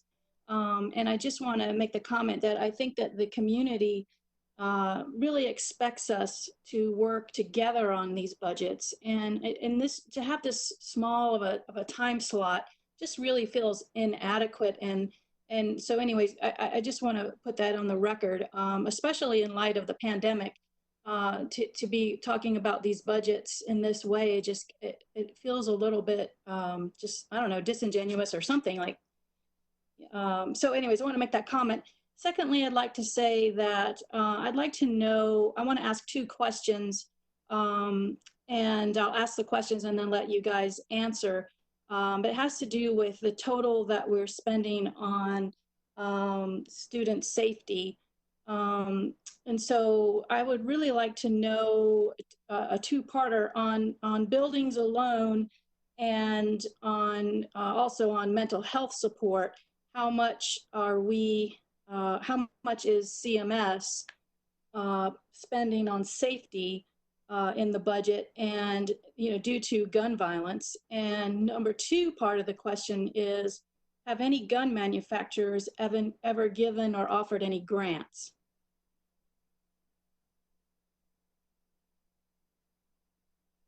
Commissioner Rodriguez McDowell, to the second question, I am not aware of any offers of that kind to the district. I will double check with my team, but I am not aware. In regards to the first question around how much CMS is spending on safety, we will provide that specific breakdown as it relates to school buildings and social emotional well-being of students, because I think you specified between those two buckets, if I'm correct. Yes, thank you. Okay. Yes, ma'am. And I know time is short, Chairman Dunlap. There were two questions that I wanted to circle back around regarding the National Board Certified Teachers. Would it be appropriate to share that information now? Okay, we have one other commissioner who needs to ask questions. And if you just hold that, and then you can come back at the end. Yes, sir. Thank you. Commissioner Powell. This is Commissioner Powell. The first thing I want to do is just thank every single school board member for all the work that you do. I know it's been a really hard time, and I want you to know that I'm grateful. And I know you're probably not hearing a lot of positive news right now, except for all the great work of the volunteers in the community and the great work the teachers are doing online. And since the time is so limited, I just want to make a request. With the amount of funding that the county provides to CMS, I've heard repeatedly for years that, like, I know how to reach out to school board members. I know how to reach out to CMS. There are many people that don't. And since we serve close to 150,000 students, I really think that CMS needs to dedicate staff to being responsive to parent questions, to community questions, to being responsive in a timely manner with human beings, answering the phone. And, we've gone into this digital age, and I think it's creating a big gap between, people's concerns and responsiveness. So I know Tracy Russ was really good, and I'm hoping that you'll dedicate, dollars and time to figuring out how to be more responsive. I think it's extremely important to the community. And that concludes my comments. Thank you. Vice Chair Powell, I would, if I could, love to be able to respond to that. Thank you for lifting that up. And I do think it's important that our community, because we all serve the same families, our community understand the resources that we have to be responsive and be able to answer questions. So one of the things, as it relates specifically to the pandemic, we set up a helpline for families, students, parents who have general questions or questions about meal distribution sites, who have questions about remote learning or social emotional needs. We set up a helpline, and that number is 980-343-3001, so that anyone could call it and ask a question. In addition to that, and this is not necessarily COVID related, the district does have an ombudsman's office that helps parents, community members, students as well, who have questions or concerns, or they don't know where to turn to get specific information. We have an ombudsman's office, and we have a number and an email address for that as well that we can share. And then thirdly, I want to acknowledge our community partnerships and family engagement team who are out in the community building partnerships, strengthening existing ones with different businesses, whether it be nonprofit, for-profit, faith leaders, et cetera. So we do have staff to be able to address those concerns, and our board services office. The Board of Education has a board services office that is staffed with employees who can take those concerns that constituents have or questions, because it's not always a concern. Sometimes people don't know exactly where to turn. We are a large district, we acknowledge that, but some people don't know exactly where to go to get certain information. And so our board services office does a fine job in helping people navigate this the district and get the needs that they have met. And so if we could put that on the front page of CMS website, I think that would help the community, because what you're saying, like, a lot of people feel like they have to go through an obstacle course just to speak to a human being. And there's so much frustration right now. It's growing. There was frustration before the pandemic, but it is growing. And so I think that responsiveness has to be a top priority, and putting it on the front page of the CMS website and letting people know how they can find someone. We have an outstanding employee who works in Louisa, so Hollingsworth, and she has a gift for that. So if you need help, coming up with an idea how to do it, she's gifted in responsiveness to the public when they're concerned about something. And I see that lacking at every level. So I'm pushing for that. Thank you. Thank you, Vice Chair Powell. Okay, I'll just use my 1 minute, 2 minutes um, to again say, while I realize the time for this public meeting is limited, we have unlimited time in terms of how we communicate to get our questions answered. Adrian is available to answer questions. Our county manager is available to answer questions.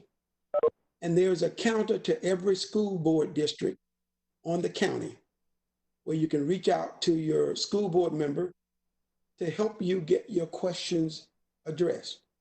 So if you've got additional questions prior to the adoption of the budget, there are at least 3 resources that you can use to get your questions answered. They don't necessarily all have to be asked in a public meeting. Superintendent, you had some follow-ups that you wanted to present at this time? Yes, sir. Thank you, Chairman Dunlap. I appreciate the opportunity to be able to follow up on some of the questions. There was a question earlier by a commissioner around the number of national board certified teachers we have in the district. And that number is currently at 2,241 national board certified teachers, which puts us actually 4th in the nation, the number of national board certified teachers we have. And for context, that puts us 2nd in the state behind that other district, Wake County. So that's where we are with national board certified teachers. And if I recall, I think it was Commissioner Jarrell who specifically asked a question around student needs and what do we anticipate when we reopen our doors. And so specifically, I know that our schools are collecting information on students as we close out the school year to find out where exactly are our kids, what gaps may exist, and are they passing? And they're passing that information along, and it will be part of their cumulative folders to be able to help schools when kids do return to prepare for the start of next year. So they're actually filling out not just academic information, but also social and emotional information as well that will go in their file to help give the teacher on the receiving end some information that may help him or her best educate every child. All right, any final comments?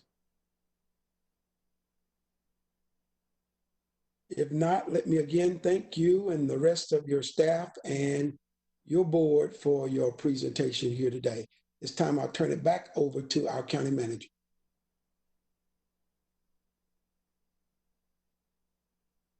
Thank you, Mr. Chairman. Thank everybody for their questions to CMS on their budget request. Now I'm going to turn the presentation over to Andrew Grant, who is the town manager for the town of Cornelius, to discuss their request of $1 million for the Kane Performing Center for the Arts. So with that, I will turn it over to Andrew, and I believe he's got his mayor and some other members of his board on the call with us as well. Thank you, Manager Di. I'm going to turn this over just quickly to Mayor Washington to make some introductory comments. Thank you. Chairman Dunlap and Vice Chairman Powell and County Commissioners, Manager Dioria, we greatly appreciate this wonderful opportunity to speak with you today. I bring you greetings from Cornelius. We're going to talk about a regional center that is being built in Cornelius to serve the entirety of North Mecklenburg and beyond. It's a wonderful public-private partnership. It's a facility for the performing arts, visual arts, and community center with meeting space and classrooms, plus a town center park, a beautiful park, and a plaza right there in our Old Town Cornelius downtown area. Will be accessible to our general public. And for example, the town currently offers scholarships for children registering for our park programs whose families qualify for CMS reduced and free lunch programs. The Kane Center, who will be running this center, plans to have some great endowments to actually expand that type of program in our North Mecklenburg communities. Even if individuals are not attending a show or enrolled in the program, many areas will be open to the general public, including the park and the plazas, the interior gallery and the lobby spaces. There'll be lots of opportunities for public events throughout the facility, denoting also that this will be inclusive of a lot of history in our area, which is an item that's somewhat missing with our rich history and our heritage up in North Mecklenburg. Town has a great partner in the Kane Center for the Arts. It's a not-for-profit organization whose mission is to provide arts programming that will enrich our communities. We have with us today our Executive Director, Justin Dion. Also, I'd like to tell you that we have Commissioner Thurman Ross, who's a great supporter of this program, with us on the line as well. Thurman's been a wonderful supporter from day one, and you know he's been our commissioner for breaking all records probably 20 years now. And also, you already heard from our town manager, Andrew Grant. He will go through the formal parts of the presentation, and I want to thank you in advance for your consideration and your support for this important matter to North Mecklenburg. Thank you. Andrew? Thank you, Mayor. And again, thank you, Chairman Dunlap, Commissioners, Manager DiOrio, and staff. I'll try to go through this as quickly as possible because I know you are short on time. As the Mayor mentioned, we wanted to talk to you today about a wonderful project, not only for Cornelius, but also for our region. Next slide, please. As we all know, the arts are more than just the arts for our community. They do inspire, they help us build our community, they educate, they entertain, and of course, provide economic development. Next slide. Our community vision officially kicked off in 2013. In 2013, town redevelopment bonds in the amount of $4 million were approved by Cornelius residents. In 2017, the town did purchase the site that we will be constructing upon. And also in 2017, the town entered into an agreement with the nonprofit organization, Kane Center for the Arts. And our agreement spells out parameters for fundraising and then also for the design of the facility. In 2018, the fundraising commenced, and the fundraising is being taken on by the Kane Center for the Arts, again, the nonprofit organization. In 2019, we began the schematic design, and I'm proud to say we're now in the middle of our construction drawings. Next slide. Before you is a map of the city limits for Cornelius, as many of you may be familiar with. What you see with the star is where the facility will be located, the new Kane Center for the Arts facility. As you can see, it's located in our town center, which is the heart of Cornelius. And you also notice an area that's called the Proposed Arts District. And I'll mention this in just a little bit. Next slide. Also want to make reference to the regional aspect of where this facility will be located. As we all know, Cornelius is nestled between Huntersville and Davidson in the northern part of our county. The star does denote where the Kane Center will be located. Also want to point out that we are strategically locating the facility to be convenient to all North Meck residents and residents beyond. Also want to point out, if you notice the THs, those are all the town halls for the 3 North Meck towns. We're all located amongst the North Carolina 115 or Old Statesville Road corridor, and that's where the Kane Center will be immediately adjacent to. So everything will be very convenient. Next slide. The Kane Center for the Arts facility will serve as a cultural and community hub for our region. It will also be a home for experiences that nurture a sense of community and enriches all of our lives. Next slide. It will be a home for the arts, a home for education for both young and old.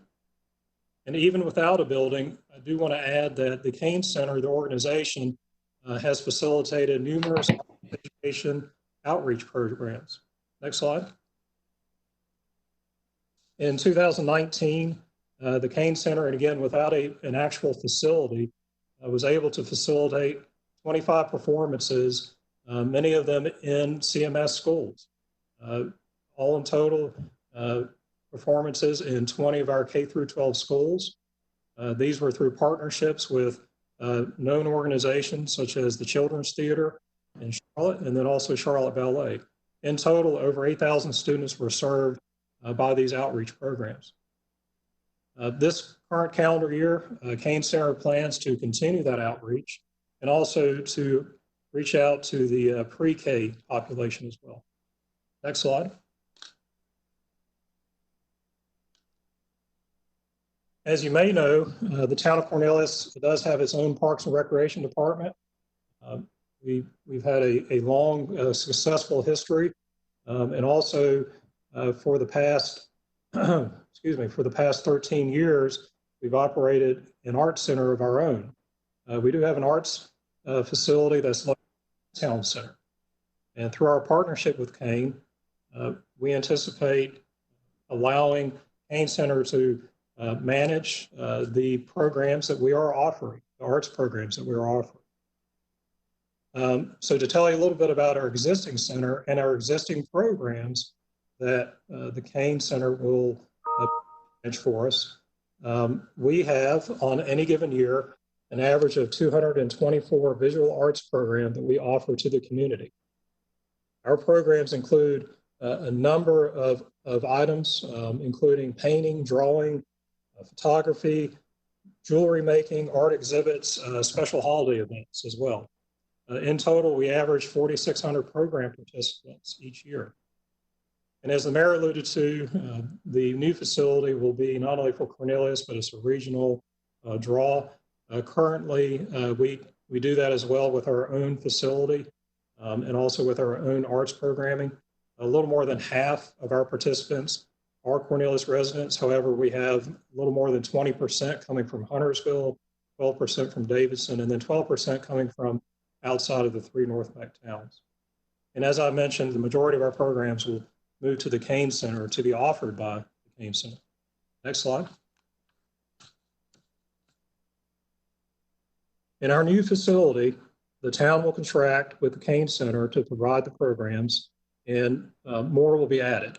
We have had a primary focus, we the town have had a primary focus on visual arts. Performing arts will be a focus of the Kane Center in addition to the visual arts. Within the facility, the construction drawings, as we're working on now, will have a 400-seat theater with and performances provided by national, regional, local talent. Those of you who are familiar with the Booth Theater in Charlotte, a very intimate setting, high quality theater with excellent sound quality. We will be implementing something very similar to that. The design also allows for adjustable floor seating, which will allow the flattening, if you will, the leveling of the seating areas, which will allow us to transform the facility into a banquet type facility, seating 125 to 150 people. As I mentioned, education is a big focus for our facility. We will have 3 classrooms, 2 visual arts classrooms, and then also an art gallery, which will also double as an event space. And then, as the mayor alluded to earlier, a park, a town park for outdoor events and concerts, in addition to a plaza smack dab in the middle of town center. There will also be some ancillary support spaces as well. Next slide.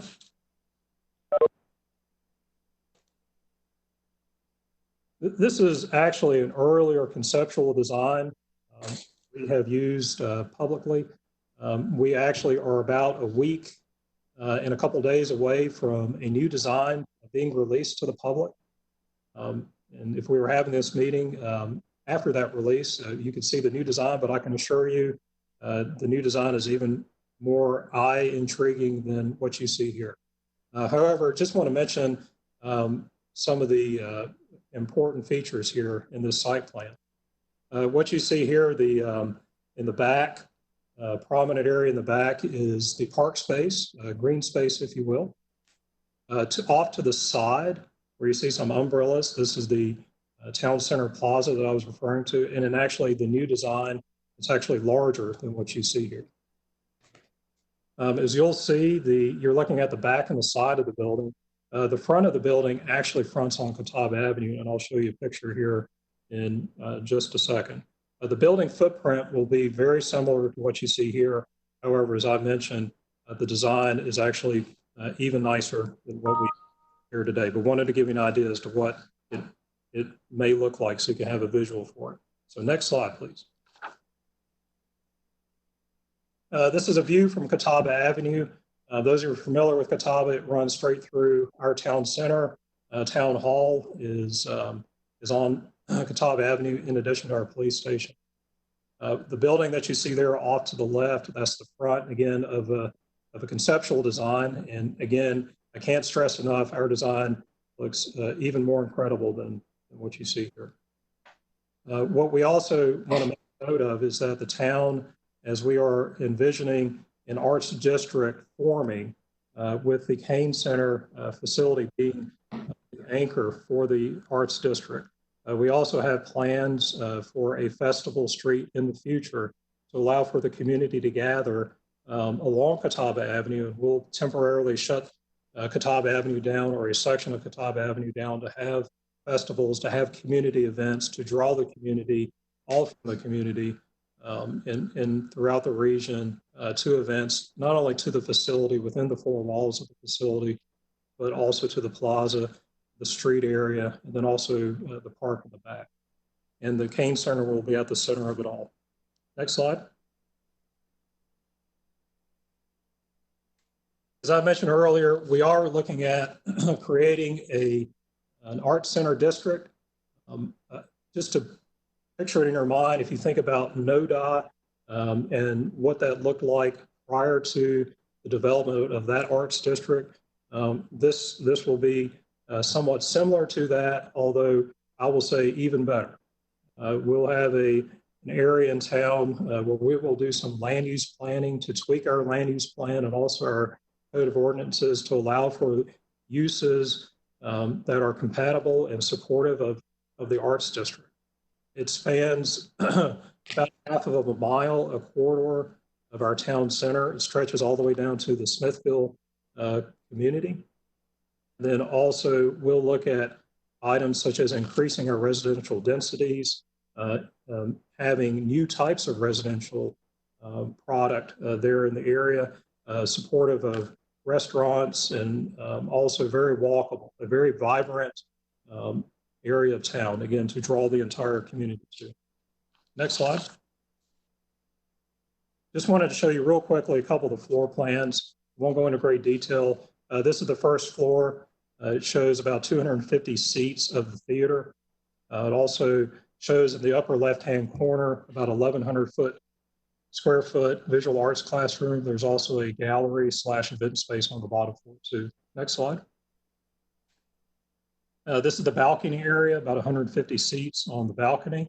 This is also where we have our 1,200 square foot dance studio in the upper left-hand corner, and then also another classroom as well. So again, 3 classrooms for education. We'll also have meeting space as well. Next slide. This is just a side view, if you will, of the theater. Next slide.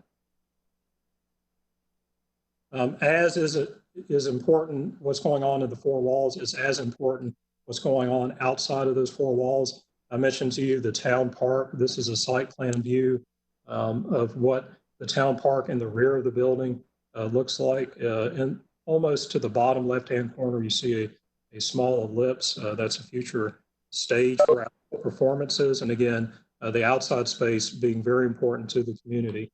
On the right hand of the building, you'll see a series of ellipses. This is the Town Center Plaza. Again, a very important public space for the entire community.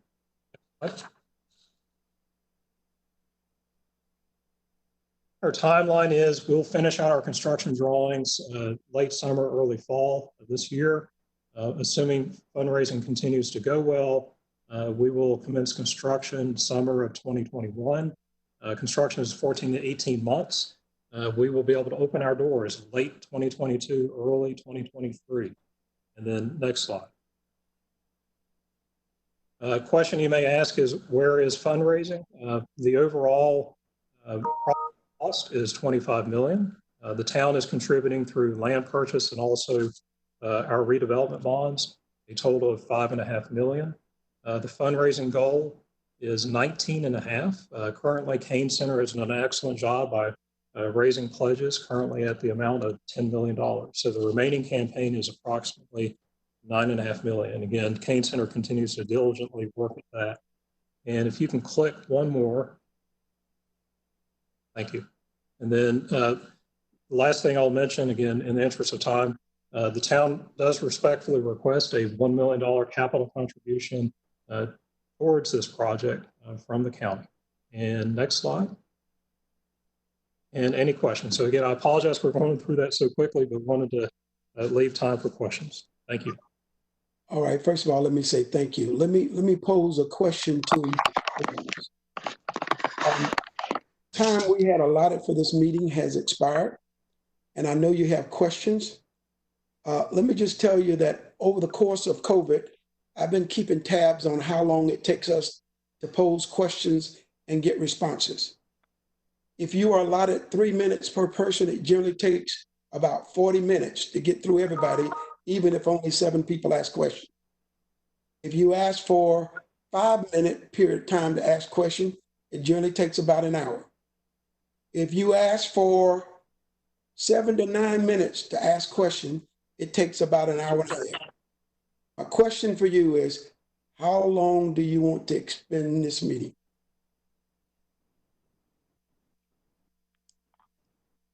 Chairman, may I respond? This is Commissioner Susan Harden. Certainly. I appreciate you asking us, Chairman. I really do appreciate the opportunity for us to chime in on this. I personally believe that I'm willing to commit whatever time it takes. So I'm willing to go to the extreme end of the budget, to the questioning time period. Thank you. All right. Mr. Chairman, Commissioner Leak here. Yes. Yeah, I too agree that you have an opportunity to participate in making the decision, and I want to thank you for this. I would say that I'll stay as long as necessary because I'm home anyway, and the rest of us, but we need the information, and we're here to serve the people, and that's why we ask them to elect us to represent them. So I'm willing to go the long length. Okay, with that being said, the chair will entertain a motion to extend the meeting until all questions have been answered. Second, Mr. Chairman. Okay. Second. All right. It's been moved by Commissioner Leak, seconded by Commissioner Scarborough. All right, this time we go through the roll call. Commissioner Cotham.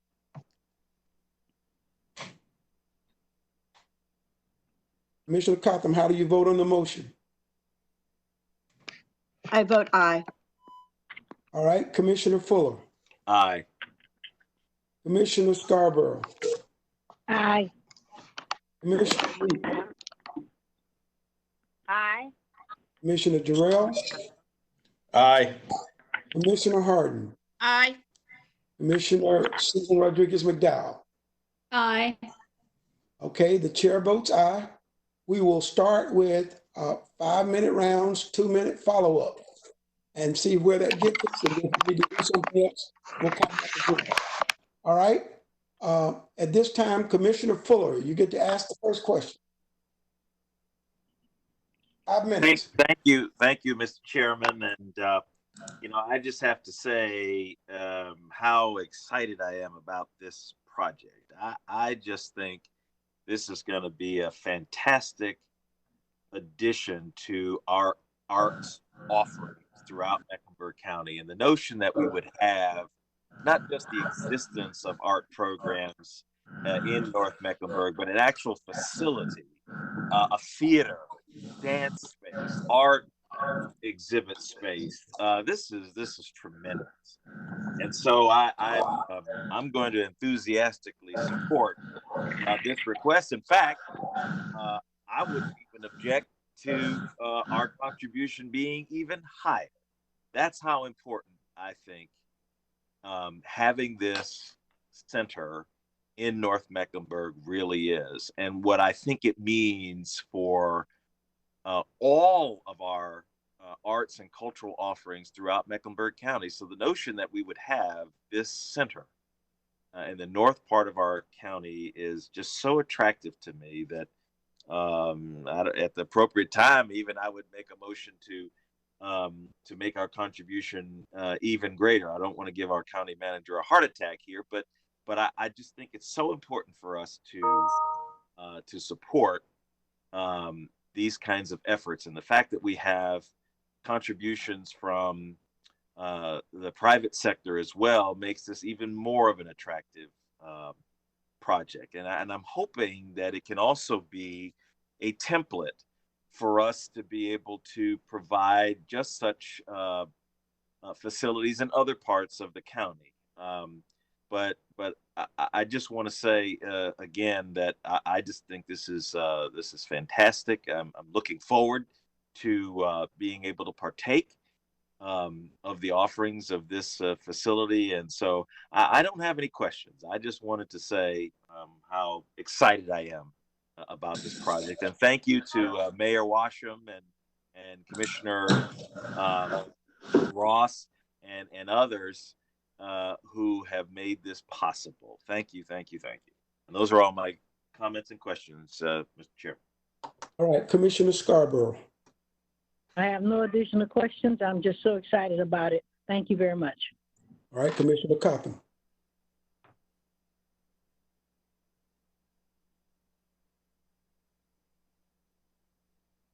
Commissioner Coppin. All right, moving on, Commissioner Jarrell.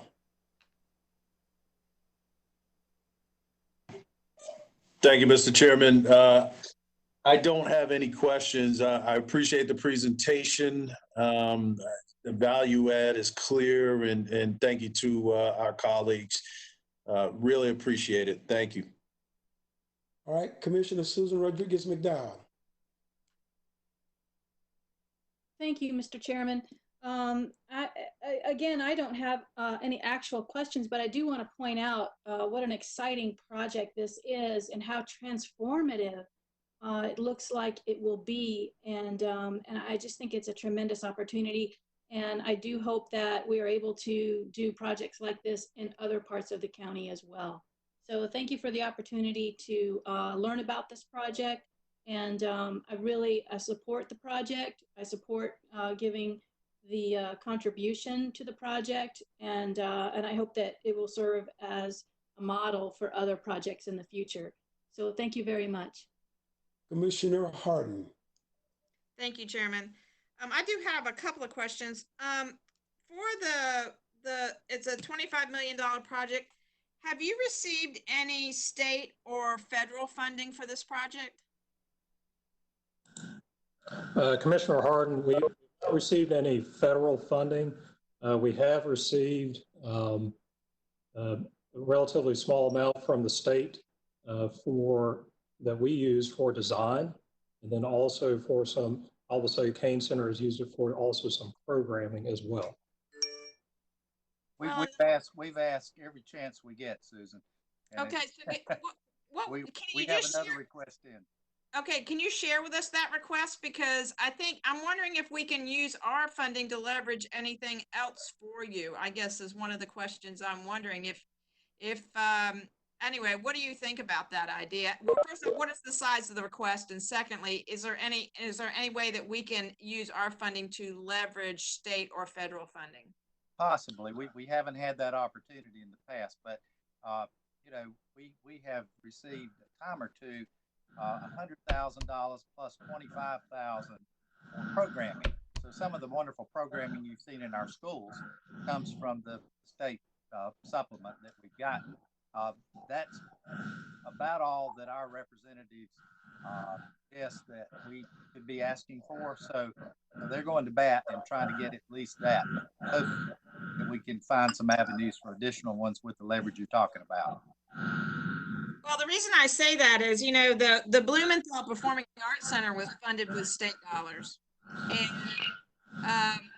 And that's why it's called the North Carolina Performing Arts Center, is because it was funded with significant state dollars. And Woody, I know some of those folks up there are of your party, and I just was wondering, you know, I just was hoping that these, you know, this would be the type of project that they would see equally of value. And so I'm glad to hear that you're going after those dollars.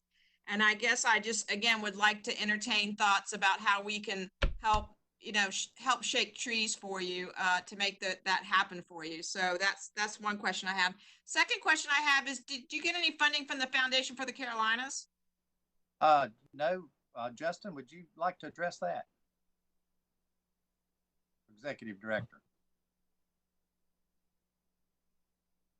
Are you out there, Justin?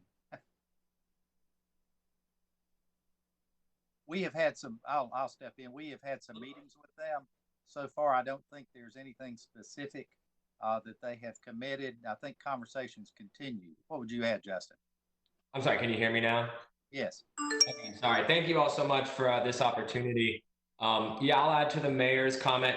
We have received some funds from some of our donors who do have funds with the Foundation for the Carolinas. We have not yet had the opportunity to apply for any direct funds from the foundation, though we have been in conversations with them, with several of the representatives from the foundation so far. Thank you. That ends my questions. Thank you. Chairman Dunlap, Commissioner Coppin lost her audio when you were asking her if she had any questions. She texted me, so I think she's back now. Okay, well, I'll come back to her. Commissioner Leak. Here, and especially for Mr. Ross to be on this call. I respect him highly and trust him highly. So I put value in his judgment. My question deals with the population in Cornelius. What is your basic population for us? In terms of racial. I don't know, Andrew, you may have some better statistics that I have right off the top of my head. Mayor and Commissioner, I apologize. I don't have that in front of me. I can certainly provide that as soon as we hang up here. Well, what we will say, Commissioner, is that we intend for this particular facility and this concept to serve pretty much a 25-mile radius of this spot in Cornelius. So with that probably should be the number we're looking at. I don't know, Justin, would you have anything to add to that? No, sir, I believe you covered it well. So well, again, I hope that I can get that, but I certainly do appreciate what you're doing, and the presentation has been wonderful. Let me ask you this, as it relates to, you're saying the school system is using, how are you involved with the school system with this program? Justin, handle that for us, please. Yes, sir. Thank you so much for the question, Commissioner Leak. So what we've done in the past, this started last year, was we partnered with already established organizations. Those were Children's Theater of Charlotte, Charlotte Ballet, and the Charlotte Symphony. And we sponsored commissioning them to go into schools in North Mecklenburg area and other counties as well in our immediate districts here to present programs to K through 12 students. And if that slide that Town Manager Grant showed, we did reach over 8,000 students last year, and we charged nothing to the schools. We just had the organizations call the schools and ask, would you be willing to have a performance? We did ask the organizations to focus on schools that they had not visited in the past, or on schools that they had maybe skipped a couple of years in visiting. So we wanted to make sure that we were really spreading that out. And we did visit everything from public schools to private schools and charter schools as well. Again, trying to make sure we covered all of our service areas here. This year so far, we did have performances scheduled, though with COVID-19, they have been postponed until further notice, but we were able to do a quick pivot and we were able to, at the beginning of this year, sponsor some pre-K music classes at Cornelius Davidson Child Development Center, which is a pre-K school in Davidson that does have a large population there of underserved families that attend there. And so we were happy to get involved in pre-K programs and want to expand those as well. And we're working with Ada Jenkins as well on some programming, right, Justin? Yes, sir. Let me say thank you so much. You want to make sure that we do touch our young people, and especially our younger children, and exposing them to the arts. You said ballet, and did you say symphony? Ballet, symphony, and theater, just to start. And that doesn't count actually what the town is already doing with their visual arts programs as well. Thank you. That's important to me to make sure that we reach the young people early. The last question is, what programs are you offering in dancing or exercise for my senior citizens? What role can they play in this development of the arts and science with your program?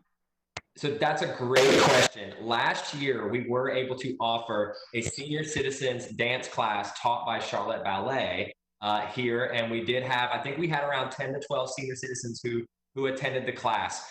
We were looking at potentially maybe doing another one this coming fall or not long after. But again, with COVID-19, we're all in flux waiting on that. But please know that that is serving that population is on our program goals. And actually our dance studio, while yes, it will be a dance studio, we are going to make sure that it will be accessible for use for things like senior citizen dance classes or, Tai Chi or movement classes.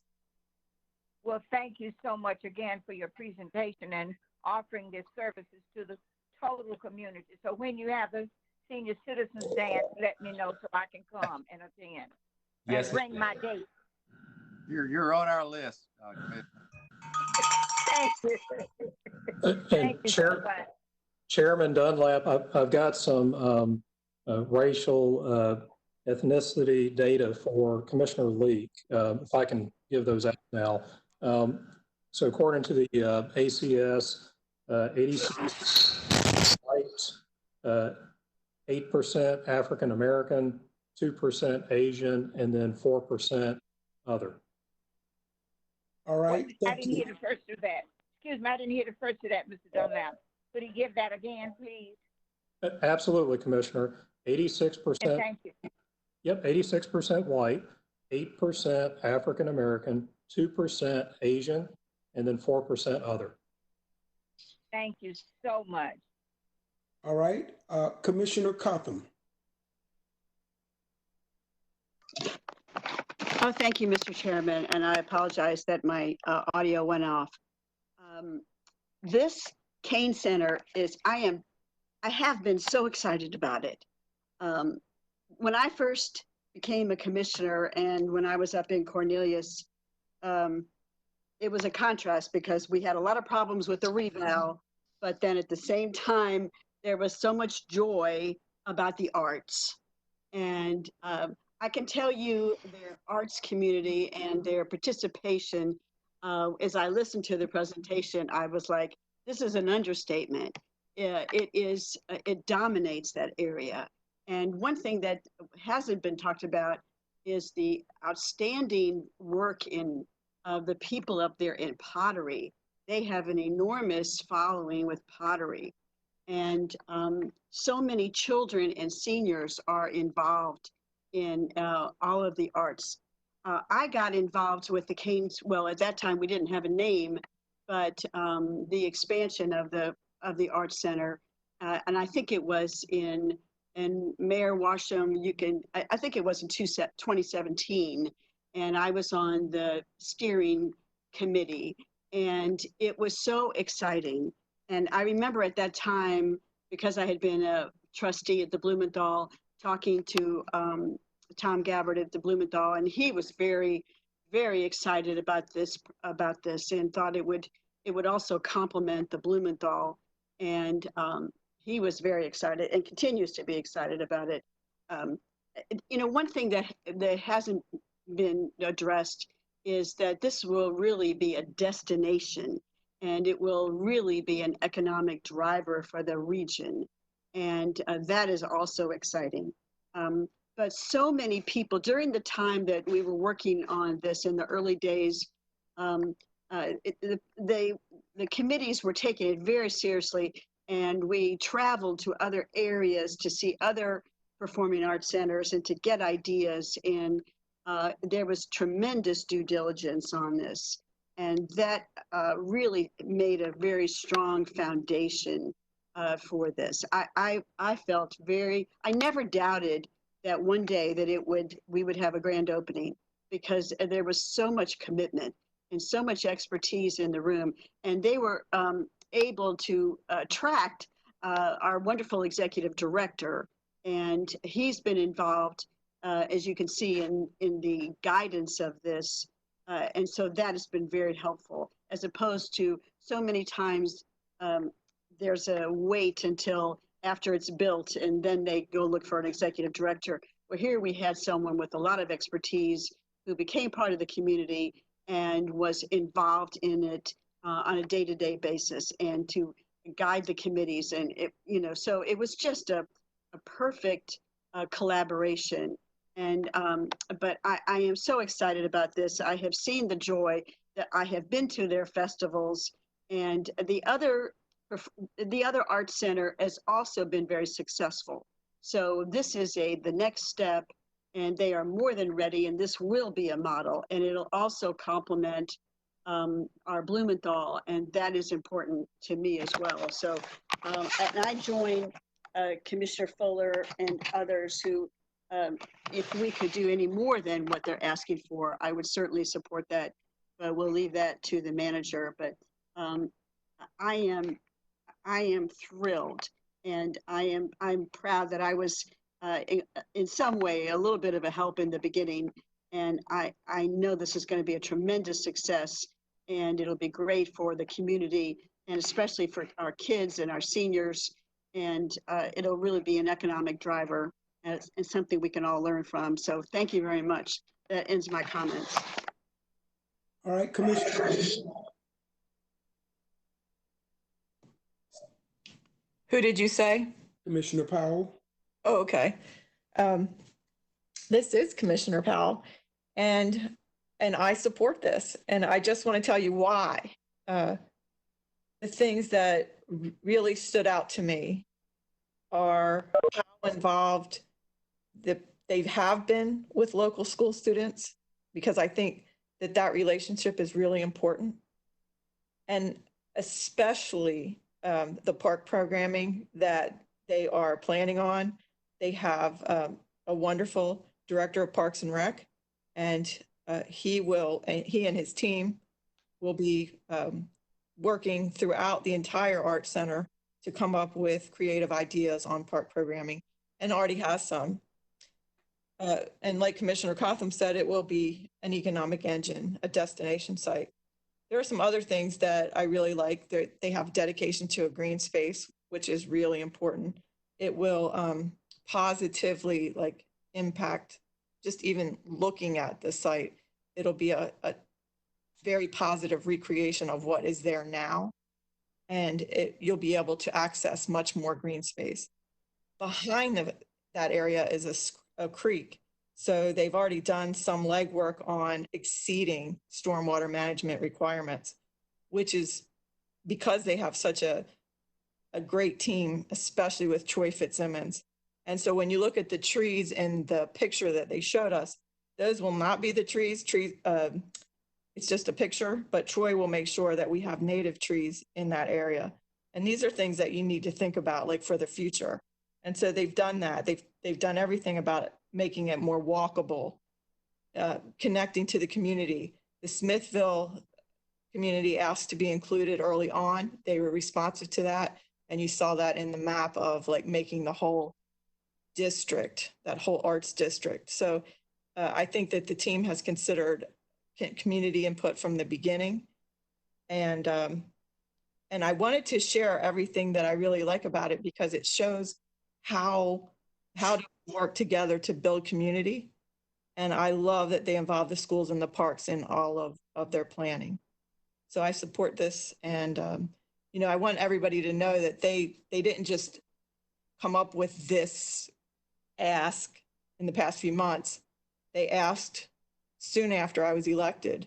And so it's been part of their plan. They've been fundraising in the meantime. And I tried myself to connect them with Foundation for the Carolinas. So I hope that turns out to be a positive connection for the Kane Arts Center. And thank you, Mayor Washam, for all the work that you have done. It is easy to see your love of the community when I spend time with you. I really appreciate it. Thank you. Thank you so much. And I want to tell y'all that Commissioner Powell has walked about every inch of that property and taken me and Andrew and others along with her. And it was a good experience. And she did point out some great things.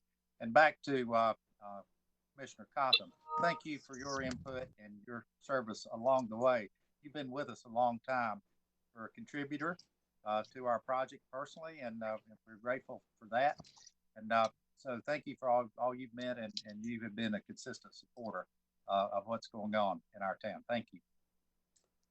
So let me just say that this is exciting. It was exciting the first time I heard about it, and the excitement grows. You know, it's an opportunity for us to expand our arts service, our art programming in the northern part of the county. And like Susan Rodriguez McDowell suggested, hopefully this will be a spark to expand this to other regions of our county as well. It's a great benefit, not even mentioning all of the ancillary things that are accomplished by doing this, such as lessening the travel time for people who want to participate in the arts, and what it does to our carbon footprint and air quality when we don't have to drive as far. So, I mean, you can add other things on to the great things that they've already talked about. I'm looking forward to participating in the grand opening, whether I'm a commissioner or not.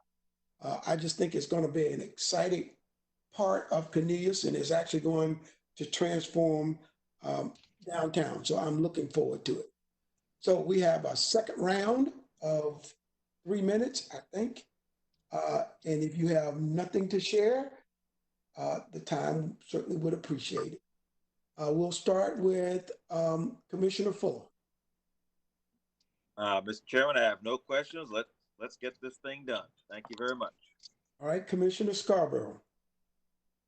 I have no new information. However, I do want people to know that I grew up, my mother was the secretary to the Parks and Recreation in Sumter, South Carolina.